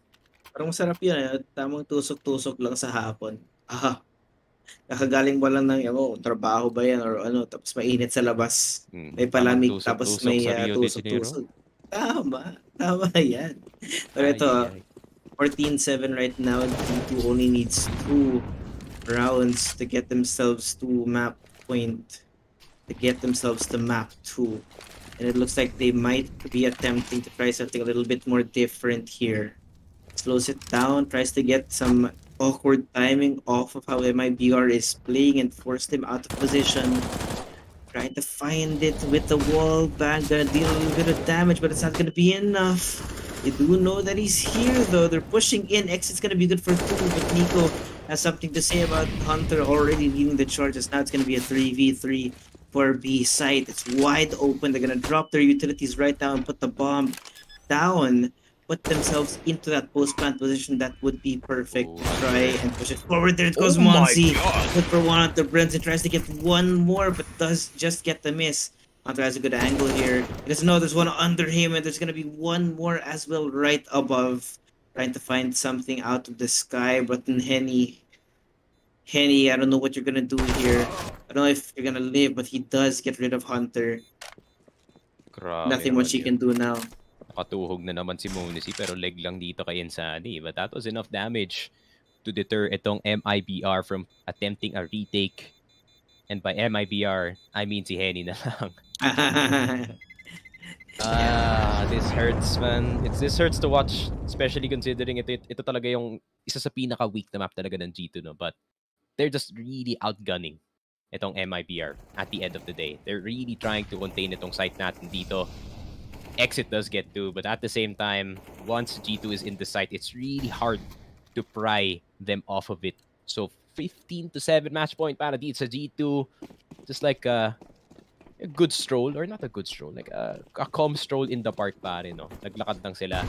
And they're just trying to see if they can relax as much as possible. Maybe just try to get some frags. Monesi, not an angle that you play an up with, pero may magpupos dito. Mad Lad, nako po, inspired by art, kinuha yung AK, ninakaw pa nga.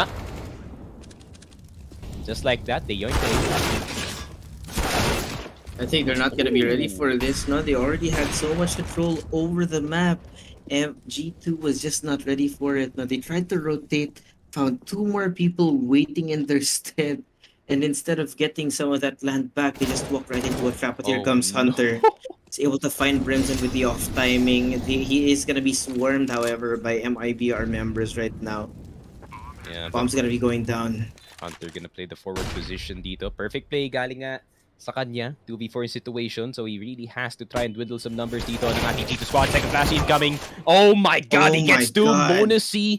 Suddenly, it's a situation na kaya niyang gumawa dito, pero yun lang, naspata na si Monesi, pero naalam niya merong isang tao dito sa may aircon side natin. Medyo mahirap para sa kanya, and syempre sa angulo na to. Oh, what a shot galing kay Monesi! Pero exit, securing the round. And mukhang si manager, mukhang busy na yatang may kausap sa phone, pare. Sabi May niya, date yan. ay, punta ka naman sa Malta, pare. Bored na ako dito. Bored Ayun, na may ako hawak dito. pa siyang hawak siyang saging. Grabe, ang ganda naman ng vibe, no, dito sa multi-studio ng ESL Pro League, no. Tamang beanbag lang habang nanonood while your team's losing. And you're just chilling the entire time. And ayun na nga, man. A really good play galing dito sa side ng MIBR, no? Usually it doesn't work, especially para dito kay Burnzan, where you run into A main and get an MP9 kill, yoink the A gate, tapos nakalabas ka pa. Kasi usually matatrade ka doon, pero Monacy naka AWP, could not hit the shot, unfortunately. And mukhang 100 showing their medal dito, even though hindi sila naglalaro. Even though there's only one thief, and his name is Burnzan. Yes, a thief in the night, no, getting the rounds one after the other. Pero ito, Hunter trying to get a boost of that, just like there. Turtle, along with Monacy, coming in with some quick freezes. Now more kills are coming down onto the board. JKS good for one more, opening up the site. Some more Insani forced out of the angle and it's actually sprayed down by Monacy, as now it's made all but impossible for MIBR. It's gonna be a 2v2. Brinson trying to make a play, misses the shot. It's all up to Henny. It is now or never. You do have your up, but what can you do at this point? It's a 1v2. Wala ka na magagawa, kaibigan. I think he does have a flash though. Not sure what that can translate into, but he's running out of time. He has to decide now to push through that smoke or to just jump out of Harvin's way. Pero, well, it's looking more and more like it's gonna be the end of the game. That, ladies and gentlemen, is game 1. G2 getting it 16 to, was that a 7? 16 to 8, I think. To 8, that was the yeah. case. Yeah, I mean, the only person getting dubs this first map is G2 and us, of course. Pero Yes, sir. MIBR, not much to be found dito sa mapa na to, men, despite it being one of the less experienced maps dito na G2. G2 literally just outgunning the MIBR squad. Monacy on fire, and that is what you don't want dito sa ating series. Of course, when the young kid is on, he is so hard to stop. And not much of a problem para dito sa G2, no? Dito sa ating game. And I think one of the, dun sa last round, no, really displays itong complete game ni Monacy, no? That's one of the more underrated aspects dito ni Monacy. How good he is when it comes to setting up his team para sa pag-push ng site, no? Ang galing ng mga nades niya, pare. Saktong-sakto yung mga flash. Kita mo yung flash dun sa CT. Everyone was blind. Grabe. Yeah. The kid's just built different and mahilig talaga siya makahanap, you know, yung mga little tips and tricks or yung mga little tricks to see around the map. And siya ngayong unang nakakita ng mga usual glitches, no, dito sa ating game, especially the smoke glitch. And alam mo naman, I think he is a secret Valve employee, no, kasi ina-exploit niya ako. Showing this as Valve employee, then that's gonna be fixed next patch. So shout out kay Monacy, man. He is doing God's work dito sa ating game. But shout out to Turtle as well, man. 25 and 21 dito sa ating first game. But that really does not say much considering how lopsided ang ating score is towards the G2 side. But nice try galing dito side ng MIBR. We're gonna go into map number 2, which is gonna be Nuke. G2 looking to extend the streak dito sa ating mapa. So yeah, I mean, I don't think it's gonna be that much of a challenge for them, no, considering they're literally 13 and 0 on Nuke. It would be really funny if MIBR ends that streak. Kasi, I mean, Pro League seems to be that time, pare, na that their streaks are possibly, maybe, coming to an end. But at the same time, it's G2, man. They can just outgun every single team in this tournament. Not, maybe not Cloud9 in that earlier. Pero let's ignore that, pare, no? Let's ignore that series. Pero, ayun na nga, man. That is it para dito sa map 1 ng MIBR at ng G2. MIBR get run over dito sa ating first map. Can they do anything sa Nuke? It's not too bad in terms of the stats, but at the same time, it's G2 Nuke, pare. So guys, don't go anywhere. When we come back, more ESL Pro League Season 17 action coming at ya. BRB.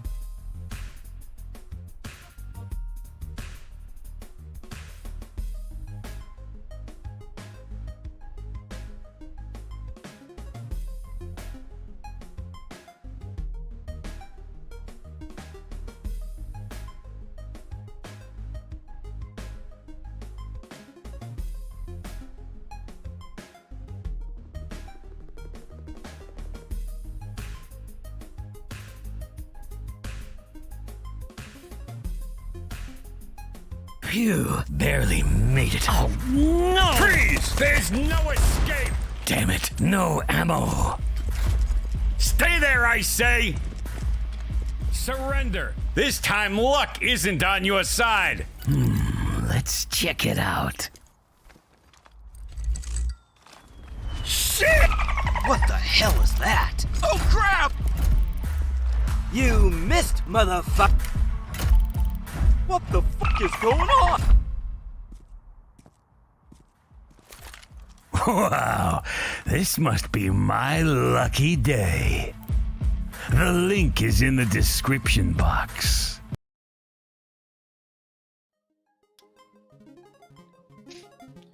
At nagbabalik ang official Filipino broadcast ng ESL Pro League Season 17. Ako nga pala si Snifra, kasama ko si Suave. Bago kami pumasok sa discussion dito ng ating second map between G2 at MIBR, we will thank our sponsors, of course, upon the Armory 747 Live and Focus Fire. That is the channel itself. And of course, pag-bet tayo, it's 747 Live. And I feel like second round pistol win or second pistol win siguro. Sino kaya? Ano yung ano natin dito? Ayun na, Tinatawag niya yata Josh ako is, ng, Josh is hacking the system, pare. yeah, I'm trying to, check Predict the into the future. future, like 30 minutes from now, who we think we're gonna get it. But hey, we got MIBR for pistol kanina, and we were Siguro right. MIBR ulit, no? Feeling ko MIBR ulit. Let's go with that. Galing nila mag-pistol eh. That's pretty much it. That's what they do. Yeah, that's all we can say. Ay. But of course, if you want to bet dito sa ating MIBR at G2 game, of course, kanyo ang ating QR or tanongin nyo ang ating Focus Fire Facebook page. And yeah, of course, bet responsibly, unlike what we're doing right now. And Yes, sir. ayun na nga, our bet is on that second round pistol or round 16 pistolman rather. That is gonna be on MIBR once again. Of course, nakita natin yung nangyari kanina dito sa Vertigo. G2 literally just outgunning itong MIBR the entire time. And yeah, I mean, I feel like na-outskill lang talaga yung MIBR that entire time. There wasn't even too much strategy involved, no? Parang pagdating lang talaga sa Barilan lang. straight up barilan, no? Mas pagaling lang talaga yung G2, men. Yeah, it was kind of sad to watch, honestly. I think MIBR might be out of their depth right now. Or, mali natin, baka malamig lang sila sa ngayon, no? So, it's game 2 coming up. They did get a fair number of rounds before before losing that first game. But, yeah, they really need to start their engines like real early, man. They need to warm up real early. Kasi, man, you need to head Monzi off. And Monzi is heated up. It's gonna be so hard to combat that, as well as having just JKS with establishing map control across so much different parts of the map. It's become a problem for MIBR kasi they're not able to answer back in claiming back the lost territory, no? Kasi kanina, nakita mo, magugulat ka na sa may likod na nila si Monzi. Nico actually at one point came up with a great flank, getting 3, I think. So MIB are really just not aware and maybe not able to think of the macro game right now just because of crumbling of their confidence, no, up against the pressure that is coming in the form of G2. But well, map 2 is here, and man, diba kanina G2 Vertigo is not a G2 map pick, man. They had a 0% win rate on the map before that last game, and now we're moving on to Nuke, which is a G2 pick. 100% in the last 13 times they played. So MIBR's gotta come in and bring out the entire playbook, dude. Yeah, may onting bump na ang 0% from 0 to 25. So, doesn't look too bad, no? Compared sa nakita natin kanina, no? It doesn't look too bad. 25% across 4 maps. Pero G2 pa rin, of course. 13-0. Doesn't look like they're gonna lose the streak anytime soon dito sa Nuke unless makalason dito yung MIBR. But of course, it is MIBR picking the sides kasi map pick nga to ng G2. So they decide to start dito sa CT, which is a good choice, no? A lot of momentum-based players are in MIBR right now. And if you do pick the more favored side, syempre, mali mo, umiinit yung mga players dito and they can bring that momentum on the D side as well. Yeah, but I mean, at this point, the question is, do you want momentum or do you want consistency, right? Because like G2 has been so consistent across all the last few maps that we've seen them play.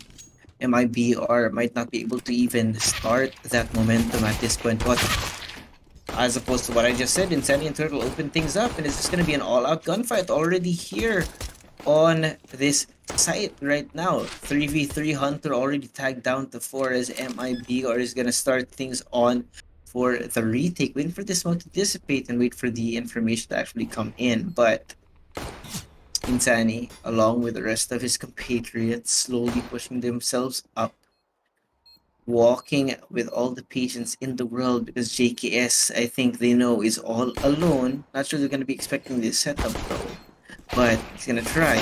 JKS good for 1, Insani here for the trade, but Monzi right on top is going to try to hold it off, but no, it's going to be a kill. That's a 10-second defuse though. Ayun lang. If he does get the cheeky tap. Oh. Insani does not even let it happen. And once again, MIBR pistol rounds. Yep. Pretty pog. Pretty pog. And that's going to be the pistol round brought to you by 747 Live. Ladies and gentlemen, do not forget to scan the QR code for questions or PM the Focus Fire Gaming page notes. Pero don't forget to hashtag bet responsibly. And I do hope that the odds are in your favor, no? Kasi kami, medyo maganda yung start namin dito. Sa pagpipili sa MIBR kada pistol. Yup. Sana kayo rin.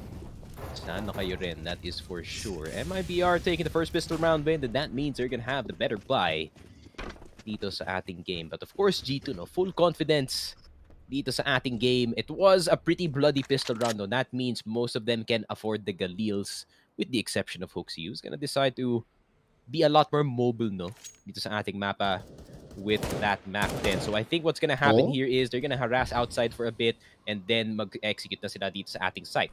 Problem is, wala silang flash, so they're gonna straight up go for some gunfights dito sa MIBR, pare. And they're gonna have to find the right timing too, maybe even be able to isolate it. But Henny, I think, is trying to find an angle. Not able to see much. However, I think G2 might be waiting for him to peek out right at this moment. JKS, along with the rest of G2, just really soaking up the information. They know that smokes and utilities are being spent on this side of the map. Nico trying to find something.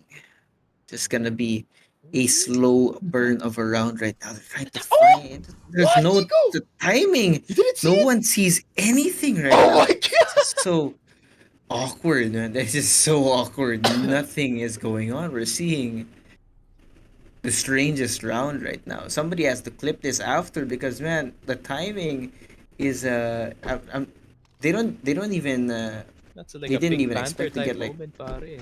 yeah, you know, just walk in, full silence, somehow make it onto the site, and there goes the plant. 5 seconds now. I'm not sure if they have enough time to put it down, but the bomb is gonna be planted.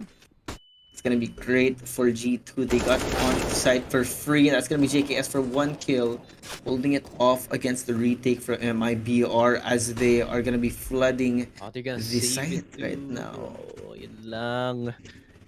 MIBR off of a single timing, pare. I think pati si Birdsan, no?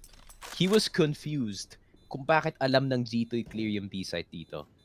And he still won't get an answer kasi hindi na nakita si Nico that entire time. Man, What a round. What a doozy. imagine maganda getting gaslit by yourself. No? Kaya when they're just gonna think that, oh my god, G2 is so good at reading this map, man. Alam nila na wala tayo sa B site. No way that they did that. And Tingnan then mo, they napakamot ng freaking, ulo si Henny. Parang like, what the heck? What you happened? imagine, like, when they VOD Hindi, review dito this, men, no, nag-flick si Nico. eto, right there. Hindi nakita. No one saw. Neither of them knew what was going on. Turn around, the I timings. think kasi, Wow. sobrang bilis ng flick ni Nico. Hindi na napansin na merong city doon. And the thing is with Counter-Strike players is, hindi sila tumitingin sa minimap masyado kasi they're really focused dun sa kanilang crosshair the entire time kasi they really don't want to get caught off guard. But sometimes, that really doesn't benefit either player dito. Could have been a disaster for G2, but unfortunately, the magic was there para dito The kay Nico. magic. Yes, the magic with the sparkles. Pare, tamang belief lang in G2. Believe in the heart of the cards right now. Para sa kanila, they do have some great guns on hand. I think they pretty much outgun MIBR right now. Pero, remains to be seen if they're gonna be able to find this or not. Kasi they're really gonna be dangerous up in close range. Hoxie pushing right through and actually gets one. Tries to spray it down, and that's gonna be a lot of damage. But it's now all up to Brenzen, all alone after that frenzy of gunfire as JKS ends that round. One more para sa G2. Yep, a pretty easy one to convert para dito side ng G2. I'm surprised it was actually that easy, no, considering the amount of weaponry na meron dito yung MIBR. But literally, they just got run over. Mac 10 run and gun dito sa ating site. And it was just clean after 2 trades. Disgusting. Disgusting, honestly. Absolutely disgusting gameplay. Does pero not 2-1. deserve that. They do not, yeah, 100%. They do not deserve the last round and this round. G2, man. Getting away with murder dito sa nuke. Yeah, I mean, we take those, you know. Doesn't matter how you get it, as long as you do get it. But MIBR, no, interesting yung setup nila dito. Anyone who tries to push right through will be met with 5 I repeat, 5 people just standing right in front of that window. It's almost like a scene out of the Avengers or something like that, man. You walk in, there's 5 people looking at you, and there's nothing you can do. The problem is, actually, for MIBR, if they do get caught, if they do get flashed and somebody pushes right through, they're gonna be falling one after the other because it's gonna be really hard to get out of that position. Now, just like that, as expected, they peek out, they see one, Nico translates into 2, and the rest of his team follows up to just steamroll over MIBR at that point. Sakit tingnan. Yeah, the instant dismantling of the cheerleading triangle ng ating MIBR squad. 5 USPs unfortunately does not win against 3 M4A4s. But if it was only one person, meron pa naman silang onting chance doon. But 3-1, this is what's nice, no? Teams who are good at nuke, especially in 2023, no? Hindi lang sila magaling sa city side, man. They also find opportunities on B side. How is Hooksy in? How is Hooksy in sight? For free right now. Baka mahanap pa si Exit dito. Exit! 28 HP, pero yun lang, namatay na yung G2. The rest of the squad trying to do something, pero ayun lang, MIBR. Get the quick one back. Yun, nakasagot na yung Brazilian squad natin dito kahit papaano. So, they really need more rounds dito sa city side, pare. Just to remember, this is a city-sided map. Despite many teams being good on T side, it's still lopsided towards that way, and MIBR needs to get the bulk dito sa ating first half. Yep, it's gonna be the round to lose. But, well, it's actually not too bad. Para sa MIBR, they finally stopped that streak from G2 before it heated up too far. But looks like we're gonna be pulling in a timeout. And I think it's an important timeout para sa MIBR, no? They stopped the momentum for G2 at the moment. They might try to capitalize on top of that and actually get that momentum that you have mentioned, because like you said nga kanina, very momentum based ang MIBR, but it looks like we're gonna be moving into the next round at any time right now. G2, for those who have just joined us, they're actually here on T side and MIBR on CT, as now we're gonna be moving in, and it looks like G2 is gonna be going in very aggressively, no regard for covering their presence right now, because they're just gonna be pushing right in Hunter on top of the silo here. Might be able to find something. They know that he's there. He is gonna be sprayed down. That's gonna be a nade. Sizable amount of damage too on MIBR. What a shot! Galing kay Hooksy. Knocks out itong Insani dito sa labas. Bakit kapal lumabas MIBR? And yun lang. If you know your research, no? Mostly me, because I'm an ENS nerd, no? That is an ENS execute dito sa may outside. You smoke literally 3 parts dito sa outside para walang vision dito yung G2 and try to hide inside it and try to get some odd angles here. But I think G2 has had enough of it. Kasi I think for the past 5 meetings ng G2 at ng ENS dito sa nuke, they got hit by that at least like 7 times. And every time, nanalo dun yung ENS. So I think G2's learning, man. Dito's really learning. So they're like, this is a familiar move. Boom, instant counter. Galing sa side nila. Yeah, there you go. But right now, 44 seconds on the clock para sa MIBR. Of course, bomb hasn't been planted, so G2 still needs to create that space and to hold it down just in time. But they have to decide at some point. Looks like the decision is here. That's going to be the noise already brought out. But sa ating paring Hooksy, 1 kill, and the trade as well coming in from both teams. Pero dahado pa rin ng MIBR. It's gonna be a 2v4. Si Henny, bawas na bawas pa. Pero ito na nga yung bomba. Pababa na, mga kaibigan. Mukhang alam na ng G2 kung ano yung aantayin nila. Ay. No side of the map is safe para dito sa MIBR. Heaven, not safe. B, not safe. Outside, not even that. Not even close. Not even close, baby. Exactly. Para sa kanila dito. That wasn't even too complicated. Galing dito sa G2, no? I mean, they countered itong outside play, got instant control dito sa may vent side natin. Hooksy, sacrificing his life para may instant control naman ang G2 dito sa ating mapa. Kind of forcing ang G2, or not, kind of forcing itong MIBR in a situation where they have to save, or they have to decide whether or not to save or try to go for an odd clutch. And especially at this level of play, you know, it's hard to take down 4 G2 members, especially with the form that they are in right now. MIBR looking kind of frustrated, man. And that would be too kasi this strat dito sa outside usually works against a G2 kasi their outside, ito yung isa sa mga weaknesses ng nukes ng G2 dito is their outside play. But it seems like they kind of fixed it after a few games dito sa ating nuke, no? Kasi, you know, you really want to keep that streak going and it seems like they want to go 14-0.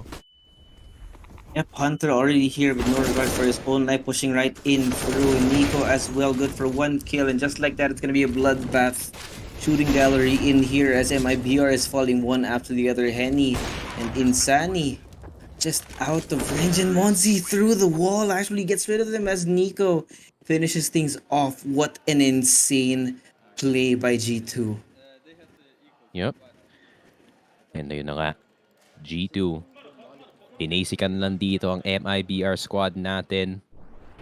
5 already on B side. So MIBR, I think the most that they can ask for dito sa ating first half is a 10-5. But I don't think a 10-5 is gonna happen anytime soon considering the type of pushes that G2 is making, man. This full confidence swing dito sa A side. Monacy, of course, with the signature flash.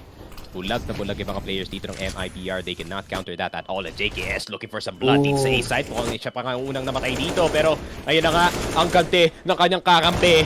And Hunter getting one as well. Hooksy, nakuha na nga si Turtle. Pero yun lang, G2 nabigla yata dito sa A-side natin. Nico crawling dito sa ating side. Pero yun lang, Burnzan with the last on play. Monacy with the fast flick. Henny versus Monacy na naman last time. Na nangyari to, si Monacy nga ang nanalo pero si Henny meron siyang advantage in terms of the angle. Naku po, yun lang. Scope in. So easy para kay Henny, man. Monacy wasn't even looking. 1-1 na ang head-to-head nila dito, but at the same time, that wasn't even fair para kay Monacy. But, I mean, good job galing si MIBR, no? Just containing that initial push galing dito sa G2. Yeah, I don't know. It's a time for them to actually show up. They know that they can actually make G2 bleed, and basically at this point, maybe try and get as many rounds as you can right now before G2 makes that lead even greater, because that was kind of the mistake that they did make over in Vertigo. But now, they're actually generating more impact individually, and it looks like their game plans may be coming into motion. G2 bringing out all the strats, somehow still being beaten out by MIBR. Pero ito na nga si Hunter coming in, taking every corner as he sprays down onto Turtle. Tries to find one more, but hope he's gonna be there. Somehow still alive, and this like that. It's gonna be a 2v3. The site is now wide open for the taking, but the bomb has yet to go down. Here comes Nico. Ayaw talaga nilang basta-bastang bitawan actually yung site right now, because they do want to make sure that everything is safe before they commit to a plant. Kasi sobrang, let's just say, vulnerable this entire site is, this entire A site is for the bomb planter. Because there's like, what, 3 or 4 angles you need to worry about, no? Plus the wall bang galing sa labas that you can possibly get through the smoke.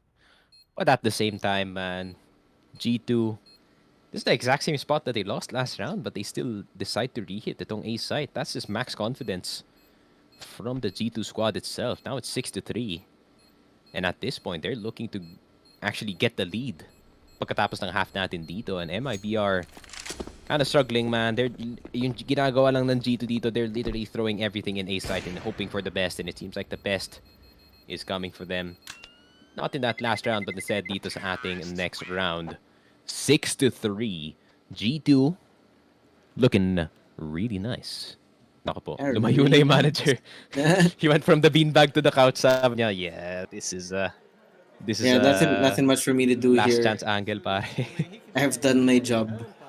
Uupo na lang ako. You guys do it. You don't need me for now. We'll save my strats for some sweatier games. Pero ito naman, 6-3 for G2. Feeling ko nag-order siya ng pagkain eh. A lot of food options sa Malta eh. Like, if I was to describe Malta, pare, it's like the Singapore of EU. I see. It's like kind of like a mixing pot, no? It's like not a mixing pot, a melting pot of the entire EU culture siguro. So a lot of food options, no? Hopefully I get to go soon once again. So Malta, beautiful place. Gaming Malta, if you're watching. Baka naman. Joke lang. 6-3. May Tagalog broadcast on site. 6-3 now for G2. Again, G2 just going in. Wala silang pakialam na di pasok sila. No regard for human life, especially MIBR.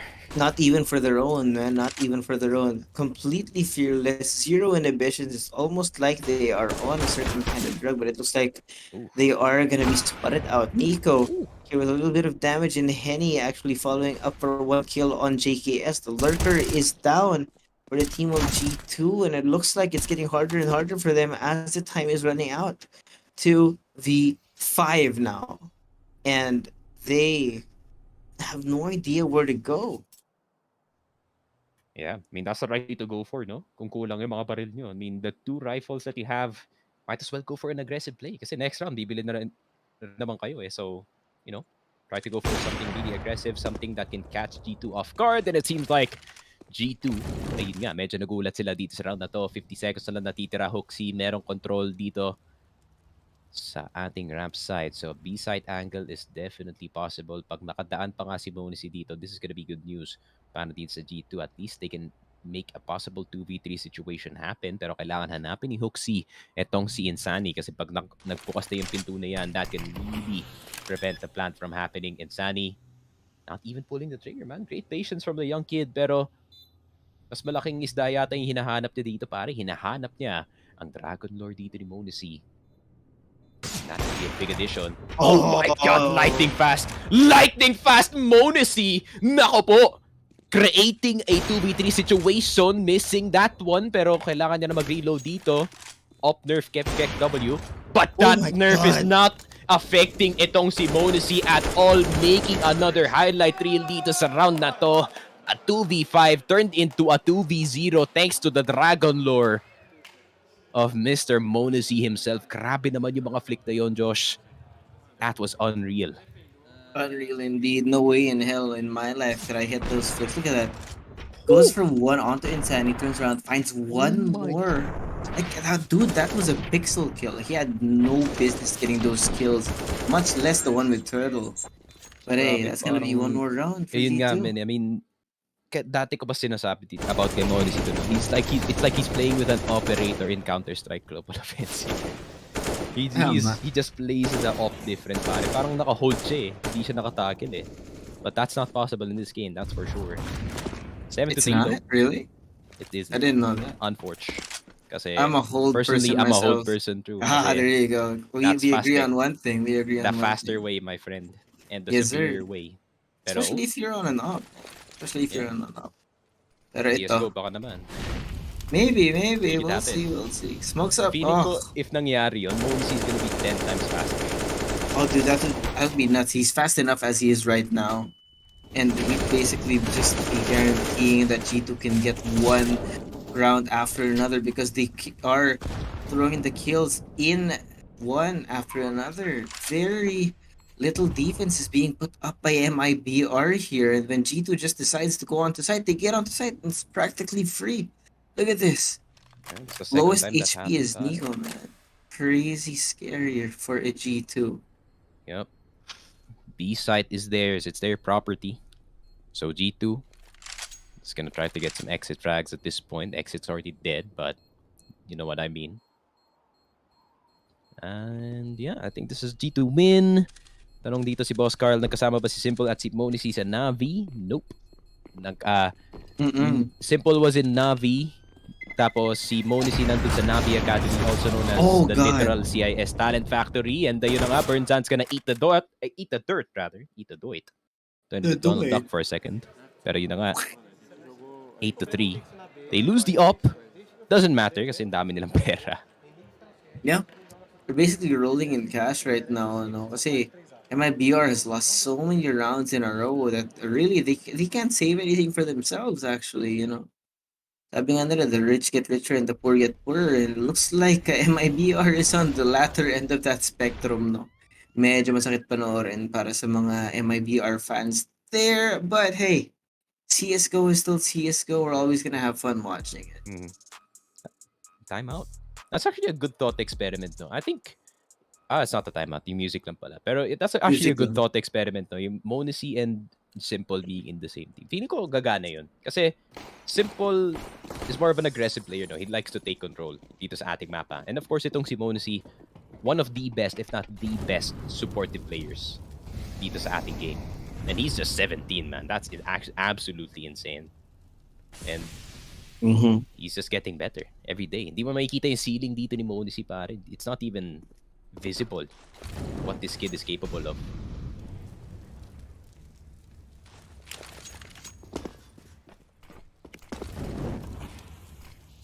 Big instant outside control, man. MIBR is not even contesting. That's sad.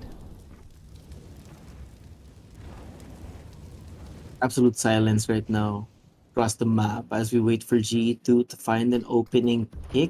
Smoke has yet to dissipate para sa ating attacking squad.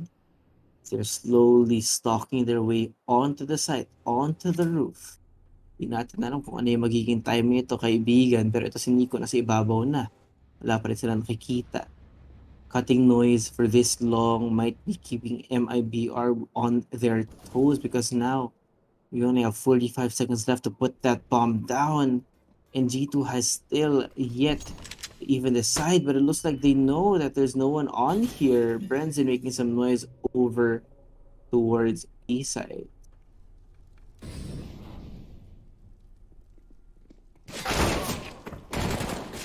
Ooh, couple of kills.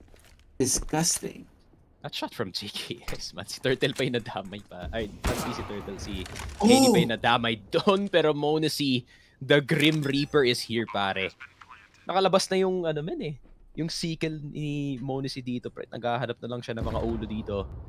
Ng MIBR squad natin. And he's lining it up, man. May wall, actually, curious lang. There's actually a wall bang in that exact position that can actually kill itong si Exit. That entire wall that you're seeing right now sa left dito ni Exit is vulnerable to the AWP. And one shot in one of these trophies can definitely be the death of him. But instead, he's gonna give mercy temporarily dito sa ating MIB. Let them have the M4 and the Hooksy Classic. The jump into death. 9-3. Make sure it's alive. Exit dies? No, man. It just hurts, bro. Not gonna lie, I thought we were gonna see things go in the favor of MIBR there, but it just did not pan out well. And now we're looking at the 9-3. 6 points for MIBR, and for every round they lose, that gap is gonna get bigger and bigger. Not sure what we can do about it other than actually grind, but hey, ito na nga, Monzi pushing himself up.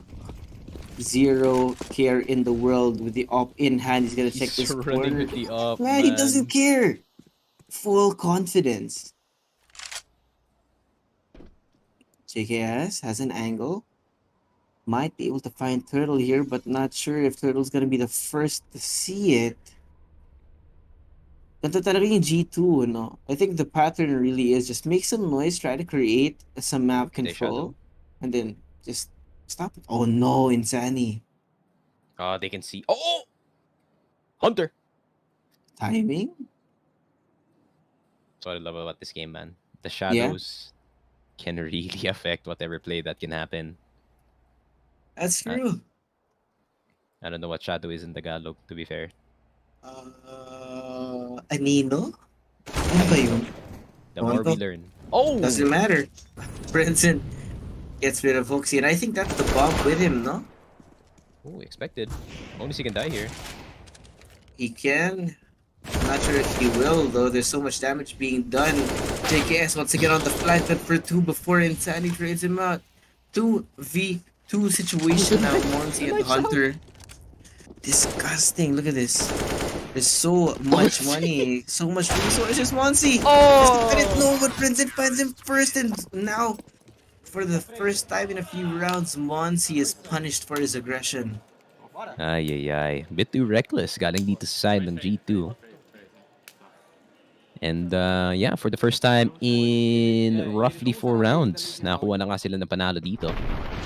And Insani, he was actually expecting an angle dito, no, galing kay Nico dahil dun sa Anino. Nakita natin kanina. So, ayun na nga. I think Hooksy kind of messed up there, man. The bomb was dropped in a really bad place. Monisi almost got knifed.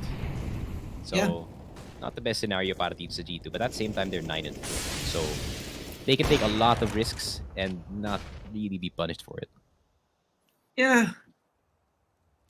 It's just looking like off of mechanical skill talaga G2 is winning. No? There's nothing special about the strategy. And I mean, to be honest, after that first game, I'm not surprised they're bringing out too much strategy. In fact, it might even be the best way to counter your opponent's strategy because they don't know what the hell you're doing. But ito si Nico. Is that a lineup? Where does that even go?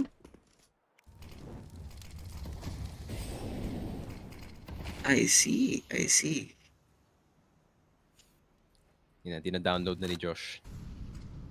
Downloading it in his head. He's gonna use that exact same lineup when he plays Nuke. Yes, sir. When that actually happens, right? I mean, for some reason, when I do play, Nuke barely ever comes up. That is a Brenzen. Perfect timing, does not get flashed. Sprays down for 1, 2, and even 3. Brings out the pistol, tries to get a 4th, but Monzi's gonna punish him for his sins. 2v4 now, but hey, still, it's hard for G2 to push here at this point. Yeah, needs to be a Nico moment. Oh my god! Okay, Nico. Monacy, you're up next. Tag team. He's tagged in. What he can do? Yun Oh lang. no! One more. There's the shot, and there. Finally, another point. Para sa MIBR. Yep, MIBR catching some of these rounds. Also, at the same time, some of these rows galing dito sa side ng G2. I think they messed up the flash a bit, no? They did. May Brendan ramp didn't man, get it blinded landed, at all. right behind him. And usually that only blinds you for like 0.5 seconds siguro. So yeah, plenty of time to aim up. But what's funny that entire time though is Monisi had time to drop the op, pick up the AK, and shoot Bernzan in the face. 9-5 though. I don't know why MIBR is calling for attack timeout at this point. They should just save those two. It's I think next half. Maybe they're bringing out their special playbook, you know. We're gonna have to see. But hey, if anyone needs attack pause, it's them, right? Man, Sonny's Medyo looking like malaking he's about to fall hahabulin asleep, nila. bro. You can see it on his face, right? Sonny's like, bro, can you guys just end this game, man? Honestly. I'm not having fun. There's nothing for me to analyze here, man. Just do it already. Guys, catering closes at 10. So bilisan nyo, please. Like, dude, the freaking pool closes in an hour. Hurry the hell up. I want to chill. Yep. By the way, you can't swim on Malta at 10 p.m. palagpas or you're gonna get Oh my swept up by the waves. Fun fact. Fun fact indeed. I think that's a general rule for most beaches, right? They actually close the gate. But here, Henny does have a good angle. Could be something great. Might even be a coolat if the timing is right. But here comes all of the utility. They actually get him out of position. And again, with the run and gun hook, see good for the kill. No regard for his own life, but the trades are going to be there. Refrag after refrag after refrag. Right now, it's going to be a 3v2 as Nico, Hunter, and Monzi are looking to close out this round. He does have an inkling and does find Insani. This man, in the name of Mons, he is absolutely insane. I'm not sure they're going to be expecting anything else from him. But Henny, with a good timing, might be able to find something, something if anything at all. He's going to have to get at least one kill. Oh my god, through the wall. 5 Nico, man. Poor bastard actually gets killed like there. And he's out of time, actually. Nothing much he can do other than try and get an exit, and there he goes. Monzi is gonna be taking him down. Yep, the bullet only flies past his forehead, but instant reaction galing dito sa G2. 10-5. Them in the lead on T side really is a statement on how good G2 is in this map.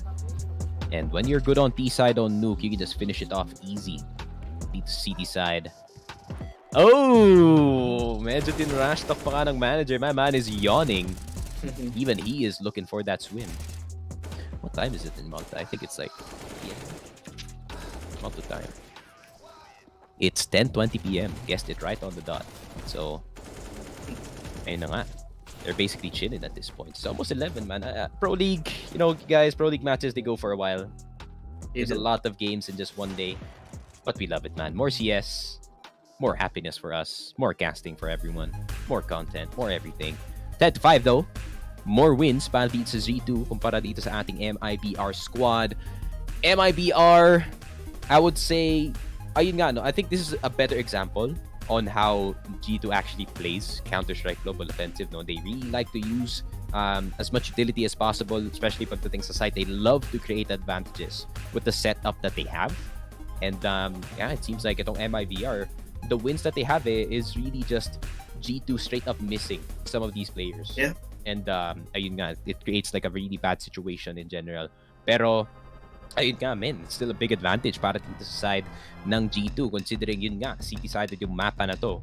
And they only have to get around 6 rounds to get that win, and they're gonna be basically scot-free, and MIBR are gonna be possibly sent dito sa ating last chance qualifier, which is gonna be quite exciting, no? I mean, as much as I don't love players getting stressed, last chance qualifiers, dun nilalabas yung mga, you know, ultra asim talaga eh. Mga ganun na galawan. Yan talaga. It's the best time to bring out the best in yourself and in your team, and you know, it's like MIBR, man, are gonna have to bring out the best in their team right now. We've got about a minute and a half before our second half, but judging by the way they actually play, no, G2 does have a set number of set plays. Yep. They do not just go in without any support. They start with the explosive utility all at once, and during the chaos they actually push right in, get the kills, put that bomb down, and then go straight into post plant. And that's much better than we've seen in the last map. No? Yeah, Vertigo. Basically Vertigo zero straight strategy, man. It's literal Vertigo. gunfight every round talaga, man. And Yung gunfight, like fist fight even, Yeah. you know? And I would say, yun nga, this is like a way better example on how G2 actually plays Counter-Strike Yeah. Global Offensive. A lot of util, a lot of set plays, and a lot of gun still, a lot of gun play still. So, yeah, I would say looking pretty solid so far, other than a few mistakes. Galing kay Hooksy, jumping into Secret with the bomb.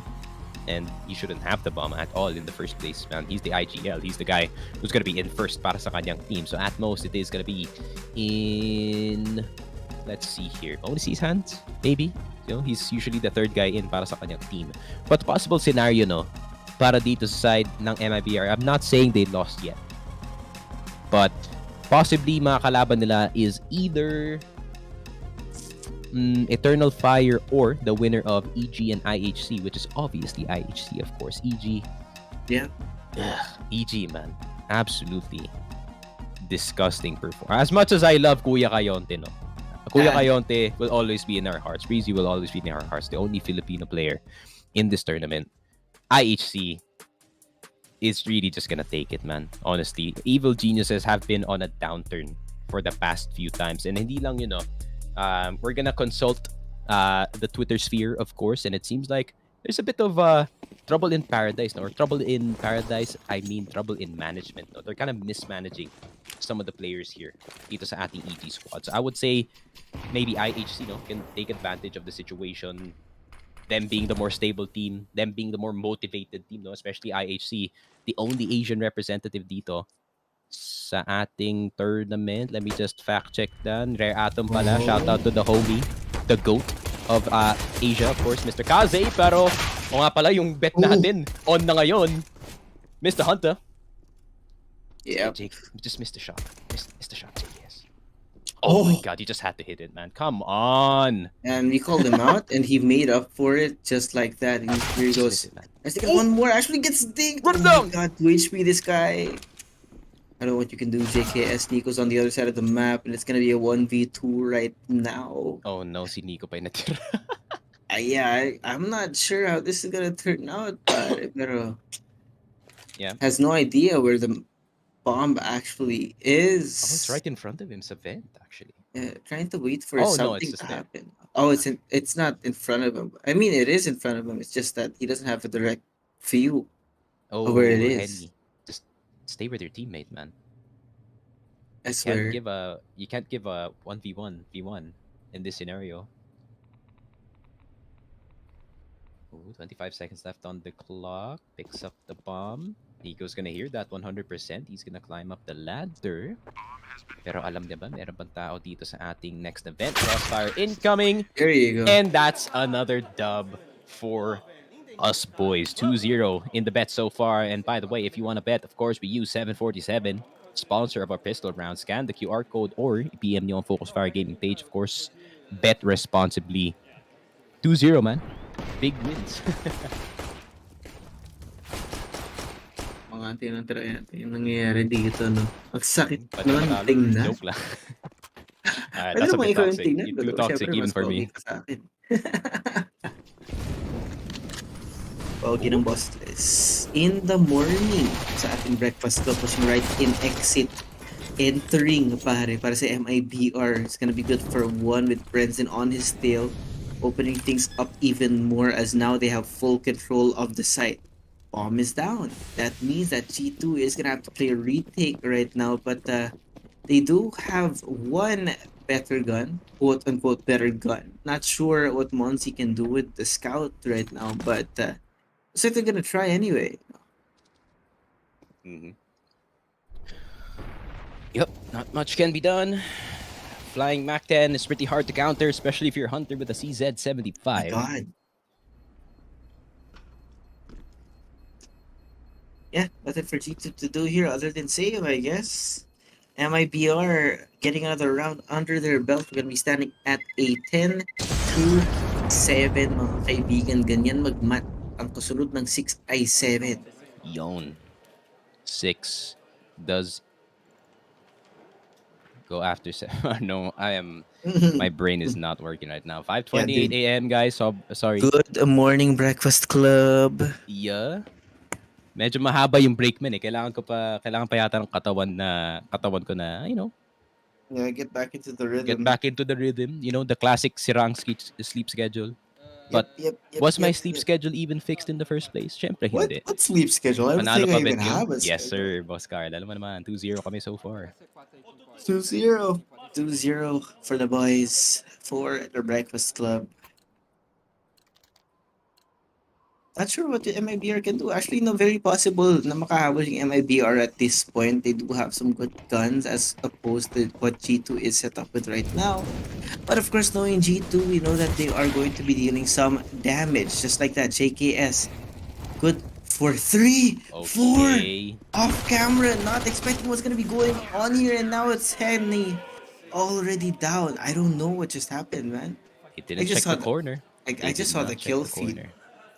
We didn't see the feed. JKS was just standing sa taas, pare. He was just standing sa taas ng hut. They did not check the corner. Man panicked with the Mac 10. Not a care in the world. Look at this guy, he's smiling. Of course he's gonna be smiling. Your rat play worth, my dude. And hey, what a nice rat indeed. Yeah, if I was the best Aussie player of all time, man, I would be smiling too. Look at that disgusting instant replay. 4 kills off of that gun. That's an MP9 to pare. That's like 2,400 in his pocket. So useful. What one hell of an eco can do. At 7-11 Nico. Full confidence pushing right in along with a smoke, rather, as we see it coming right out. They're trying to find something, but Monsi through the smoke finds Turtle. Henny trying to retaliate right now as they are being covered from all sides. MIBR may have to put their hands up because the FBI or the police are gonna be here to pick you up before your mom can even call home. But here, slow down ang MIBR once again, trying to find something out of nothing, trying to find a diamond in the rough because it has been a while. Not sure how many rounds it's been since they did last score a point, but they're gonna try anyway. 43 seconds, man. Not much time. Molotov and a flash. Nothing to even block yung sightlines, pare. You don't... I don't think you save this. You have to die, I think. There's no reason to save it, man. Oh my god, there it goes. 2 kills for this man. This is the Insani that we're looking for, pare. Kanina pa. The Insani entry. Tagal gumising ni Insani pala, no? About more than halfway through game 2 to get the kills. Here comes Monsi trying to find something with the scout, pero I think MIBR is aware of where they might be situated. Sir, that's a pretty big scout. It is. It's a thick-looking scout, my friend, especially in the hands of Monsi. To be fair, he does play it like it's a scout. That is true. Right. Oh my god! Oh, Okay, the Brazilian spirit never dies, man. Even if they're 11 and 8. it doesn't. It doesn't. It's just Brazil, you know. It's just Brazil. I was watching the other Bang Bang kanina. It doesn't matter. The Brazilian crowd will always cheer because they just love the games like that. Exit and Let's go, Insanity. Korea. Beautiful. Just actually stopped the retake in its tracks, no? Yep.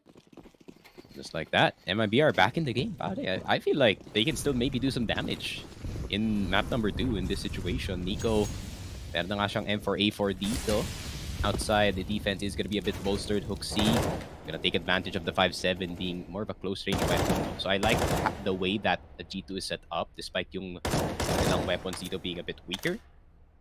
And of course, JKS heating up for most of the game dito is going to be placed in a very good anchor position dito sa may ramp side natin. So I think G2 going to try to provide some pressure dito sa outside, especially how fast Monacy can get some kills with the AWP.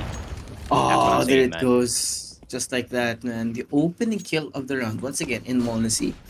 So consistent. You know, when he has the op on hand, you know somebody's gonna die. And just like that, JKS. Oh, the shoulder peek. Not coming in great. But Insani will get JKS before he can translate that into one more. Monsi forced out of the corner. Great use of the molly to open things up for MIBR. Now the site is gonna be open for the taking. But Nico is gonna make an attempt. And the attempt will be now. Pushes in, misses the shot. What's going on? Ay. Not the best scenario. And they sneak a plant as well dito sa B site, pare. And Kelly, nakuha pa nga si Hunter na wala pa yung op dito ng G2. And ayun lang, Giga Chad Hooksy mag-isa na lang dito gamit ang kanyang 5-7. Pero mukhang ang 5-7 niya ay magiging 0 dito. R6 action. Nothing. 11-9, man. This is getting spicy. Hey, you know, also be spicy. Some great noodles right about now to wake us up, no? Kachan natin. Pero wow, what is he doing with his keyboard there, dude? Anyway. Just warming up. Yeah, talking about what's happening. Off of the timing ng mga lurk ng members, no, they can't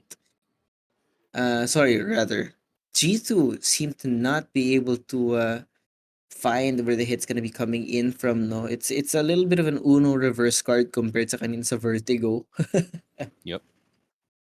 I think it really is because like MIBR is good technically on both maps. They're good on Vertigo, but it seems like they just got run over. But Nuke is one of their maps na really can test their metal dito and really can test their knowledge. And MIBR, man, they can do some damage dito sa Nuke. They can do some really good stuff sa mapa na to. They have so much experience from the tier 2 scene as well. So they're kind of bringing it dito sa G2 and it seems like Burnsan's gonna get blown up, but they still have the weapons in their hands, so they're pretty much good. Yeah, looks like they're not going to be stopping anytime soon. Insani is trying to open up some more land right now as the rest of his team is waiting for something to happen. But we do know that this is going to be a pistol round for G2. So there's not much point in them actually pushing it in unless you can guarantee a kill. But oh no.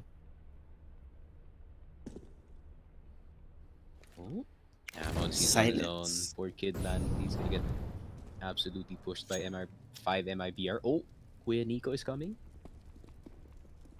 to save his brother. Actually see the pain of that much damage. I like the adjustments of G2. Huh? They realize that itong si Turtle is actually in heaven, so instead they don't give any sightlines dito sa kalaban, pare. They want them to push into angles. But they only have pistols, so let's see what they can do. It goes Turtle, good for 2 already on the back of his rifle. And there goes the bomb as well. I think it's on a different site, no? Medyo mahirap para sa G2. They're gonna have to come in for the retake, and Turtle is absolutely insane, spraying down onto 2 more. Yung top frag natin last game, yeah, and just to remind the people in the chat, 25. He actually top fragged the entire server. That's the last game. So I would expect Turtle to have a way better performance dito nga sa ating T-side, considering he is one of the more important riflers para dito sa MIBR, especially dito sa kanilang T-side. But it's getting close, man. G2 starting to lose grip dito sa Nuke. And it would be very funny if they lose their 13-0 streak to a team that's ranked number 22 in the world. And Would be the most G2 way of losing the streak, man. the absolute irony of what could happen if they're not careful. But now, 11-10, wherein MIBR is in the lead. They win this round, they save the money for the next date, as well as the fact that, man, it is going to be time for us to translate more of this.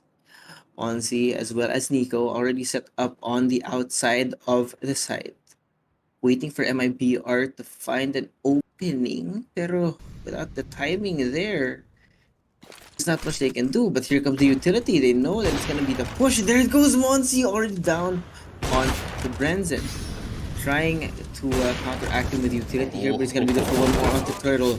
Nico got his back, but Exit's going to be there for the refrag as well. Tries to find it, misses the shot, and there it goes. It's going to be 4v2.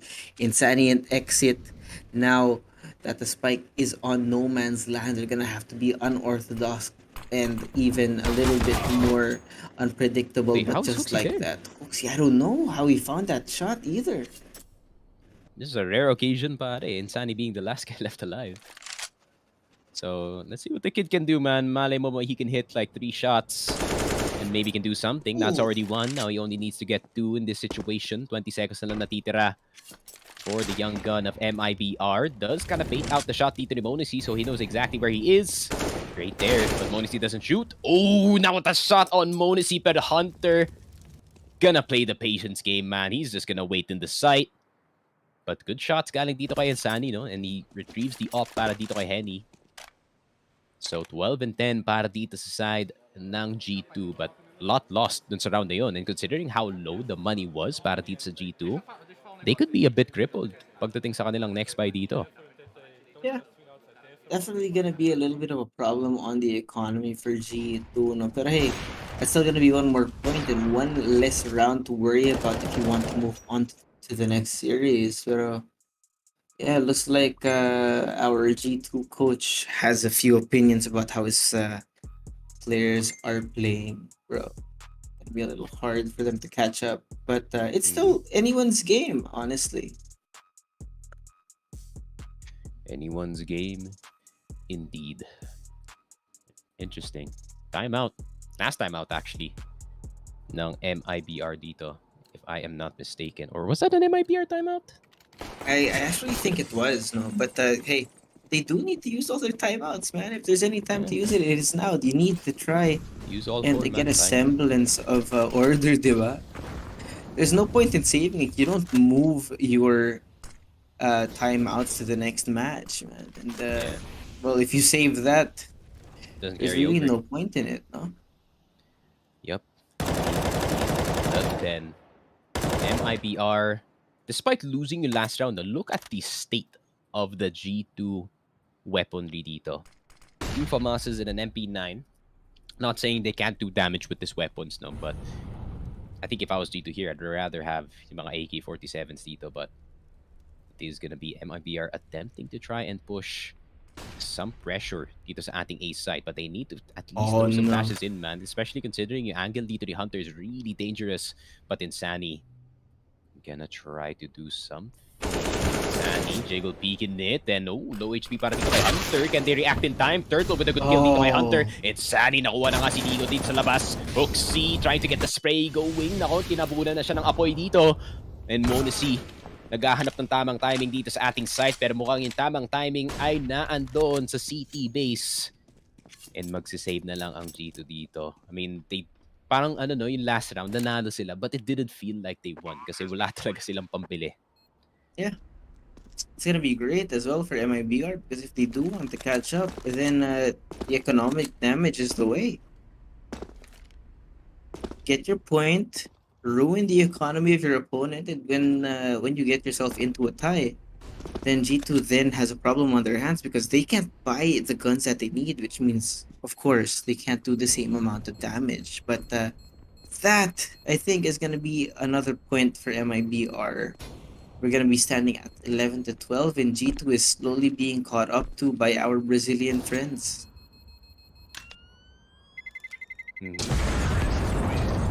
There it is. Economic damage from the last round, despite the loss, still gets the win in the next one. So, slow and steady. Galing dito sa side ng MIBR, they do have a FAMAS in the hands of Monacy. JKS, meron siyang MP9 dito. And the last time na meron siyang MP9, actually, he did so much damage to the enemy team. Maybe he can replicate the same. Pero makikita natin, bit of a half buy galing dito sa side ng G2. So maybe they want to do some minor damage to the economy of MIBR at this point. But makikita pa naman, their economy is actually in a really good place. Everyone having 3K, 4K para dito kay Exit. So it's not gonna be that hard para dito sa ating MIBR squad if ever they do lose the next round. And actually get something going. Burnzando gets tagged. Straight bullet to the chest. Yeah. A little bit of change of pace nga para sa MIBR and sa G2 actually. I think maybe one of the problems of G2 in the last 2 rounds is the fact that they are not fighting back, no? They just leave the site alone, and MIBR gets to pick it up on a piece of platter, but here comes JKS. Good for 2 as well as Nico elsewhere on the map. They It's win all this. in What? Brenzen's hand now. For some reason, No. they still get that round. What happened? What happened, my VR? Grabe. It's like, it's like Usain Bolt running, man. Nandun na siya sa dulo. Nandun na siya sa 70-meter part of the 100-meter sprint. And he just falls face first into the dirt. Turtle, why are you jumping with the AK, pare? What? I don't know. Ay. I think the man thought he had a Mac 10 at that situation. Pero yeah, that was just that's like a momentum breaker at this point para sa MIBR, man. That's a heartbreaker. How can you say this? Yeah, it's that I think is a semi tilter right there, if not a full on that's a tilter tilter. para sa MIBR, no? That's gonna be sobrang bad trip niyan actually. Bad trip na kung bad trip, pero to si G2 pupush na. Antayin nila na may magpakita sa MIBR. Nico has to be careful. Insani nakapasok na nga dito sa may events natin, but he's not moving anytime soon. Anchor of the offense dito, pero Nico dismantling the offense bit by bit, pero meron pa namang Hunter dito sa gilid, seeing what the fellow Kovacs can actually see. Oh my god! And that's both Kovacs down actually. Para dito sa side ng G2, Hook si JKS na lang natitira, 55 seconds, both of them separated dito sa ating game. Pero feeling ko merong onting clue dito si Insani kung nasaan yung isang player dito na G2. But do they know where Hooksy is? Yung Hooksy, they need to find out where Hooksy is immediately, or else they just lose the control of the map entirely. Could even convert it into a 1v1, which you don't want to be in, especially pag kalaban mo si JKS dito. So let's see. Hooksy, peeking, seeing, smoking. How he just really decides to repeat, but he's gonna try to get the crosshair. Looks away, still gets itong si Turtle. The Giga Chad looking for 2, and grabe naman yun. What a guy. The IGL, not just brain, but also brawn, pare. Yeah, doesn't matter. Who said IGLs can't frag out? He's making that statement right now, and that's gonna be one more round. Look at this. Smokes are up. Molly's already set. Despite all that, he converts 2 more kills to get another round for them. Yeah. Ay. Hooksy just ending it all para dito sa side ng MIBR. That's gonna be an eco, I think, para dito sa MIBR going into the next round. So, not the best economic scenario for the boys over at Made in Brazil. That's a timeout. I think that's a timeout galing sa G2. It better be. That's just pure disrespect at this point, man. Like, why would you time out? I think Hooksy was kind of stressed in sa situation last round, actually, that he wanted to kind of clean up yung play dito na G2. Yeah, but I mean, by incoming. They did kind of throw some parts of that round, you know, instead of it being an isolated gunfight like you would want it to be. It basically overwhelmed some of his teammates, no? But well, another damaged economy brought to us by G2 Esports CSGO team, no? Yung MIBR ay nakapistol muli Hindi nila alam kung ano yung gagawin nila. He's in a really precarious spot dito sa outside. Pero he's just gonna... Oh my... How did that guy not get hit at all? I mean, a bit of luck going in towards their side. And Nico looking to clean up itong outside. He knows Insani is in this exact spot. He did make a bit of noise and he only has a Glock. And whatever is right behind him, Flash is gonna go through. Nico gonna peek. Insani in the corner. Does hit him with a bit of run and gun damage, pero MIBR nakapasok dito sa B side. Exit, holding that ladder angle just in case may gusto pa mag-rotate. Turtle pulling out the Karambit Blade. I think that is minimal wear. May onting scratches dun sa kanyang knife, but that is fine. Plant's gonna go down. At least they get the plant, no? So that's gonna be at least an extra nade and a half para dito sa MIBR. Hunter looking for the rest of the squad at this point. And they're just gonna go for the defuse. Yep, Henny, what can you do, bro? You have a P250 and Dream. Does get taken down. Exit. Ooh, Gek 9. Malay mo. Does get shot by everyone. Finally gets taken down by a USP, pare. 15-11. And we are almost at the finish line para dito sa G2. And a possible 14-0 streak continuing para dito sa ating nuke for G2. Definitely time for a timeout right now, man. If you're this close to winning, you do not want to make those mistakes. And to be fair, you know, most of the rounds from MIBR are gotten off with the timing or from small mistakes brought to us by G2. Just that somehow they seem to be working a lot better than they think. No, incendiaries already, and as well as your regular push once again. G2 gonna have to find info. By counting damage, no? Ganda spot ni Nico actually dito. He can hear everything that's happening dito sa may roof natin.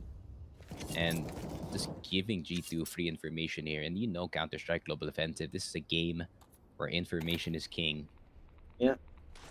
Pero may kita natin. Smokes, flashes, everything is gonna go through dito sa may outside. That's gonna attract some of the members here dito na G2 to rotate.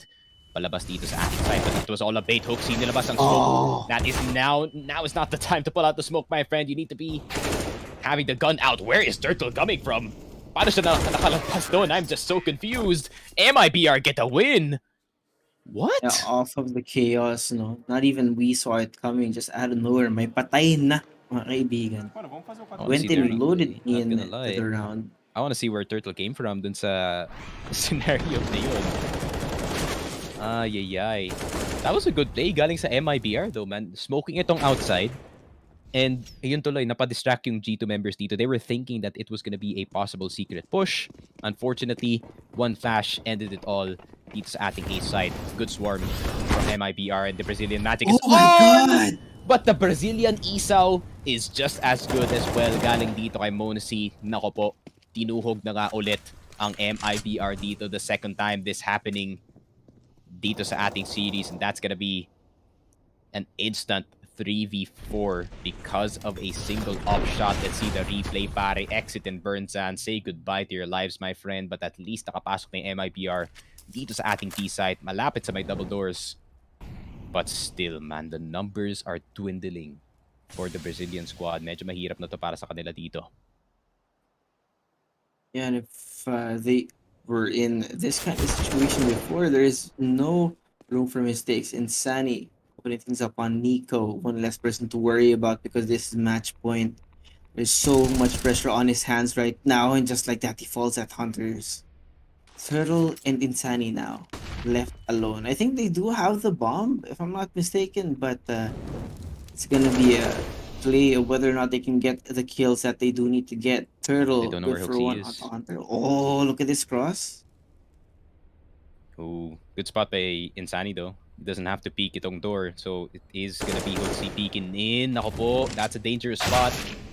Ooh, gets him taken down. Better JKS. That's a molly that's actually gonna counteract itong kalaban. He's just gonna go for the straight up defuse. And Insani's gonna be panicking, man. Insani's gonna be panicking. Shot twice in the head, and the Australian ends it para dito sa side ng G2. He's gonna defuse. 16-12, 14-0. in terms of the streak in this map para dito sa side ng G2. It was looking a bit spicy, no? Para dito sa MIBR at a certain point, not gonna lie.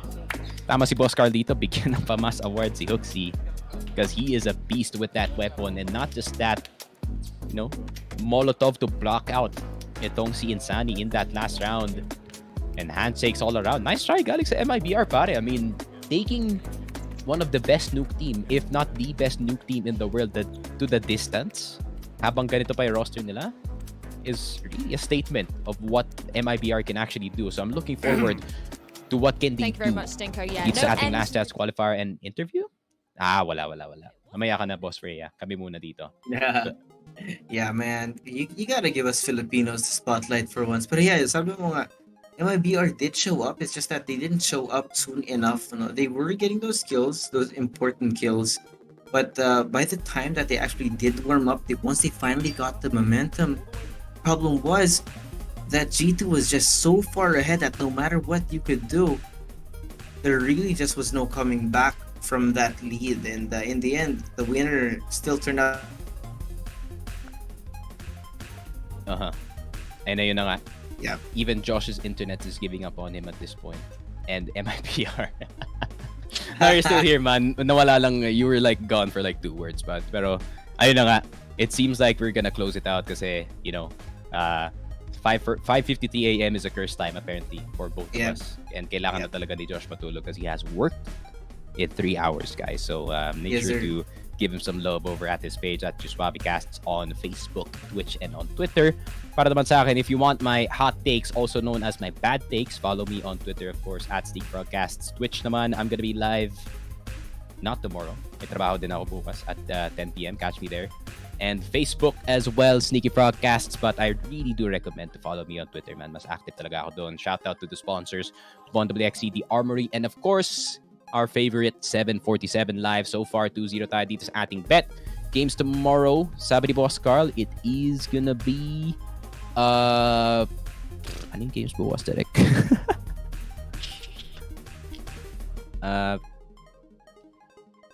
Ayun, G2 Fnatic, actually. Lower final, no? Or hindi, IHC. IHC, EG. Siyempre, we gotta cast the Asian boys, of course. That's our boys right there. The Mongolian squad who made a deep run, currently number 18. Pati Fnatic G2. So, ano yun? Unang series natin is gonna be IHC, EG, then Fnatic G2, and then pagkatapos nun, we'll figure it out. Actually, that's a magandang laban yun. Actually, Eternal Fire versus MIBR, both teams ready to prove something dito sa ating last chance stage na yun, no? First last chance stage game natin in this one. So shout out to everyone na dumaan, especially to you, Boss Carl, habang medyo late na rin ang ating broadcast dito. To every single foreign viewer, especially on YouTube, spasiba. We love ya, my friend. And ayun na nga, that is it para sa amin dalawa ni Josh, and we need to have a really well-earned rest. So, see you guys next time. See ya.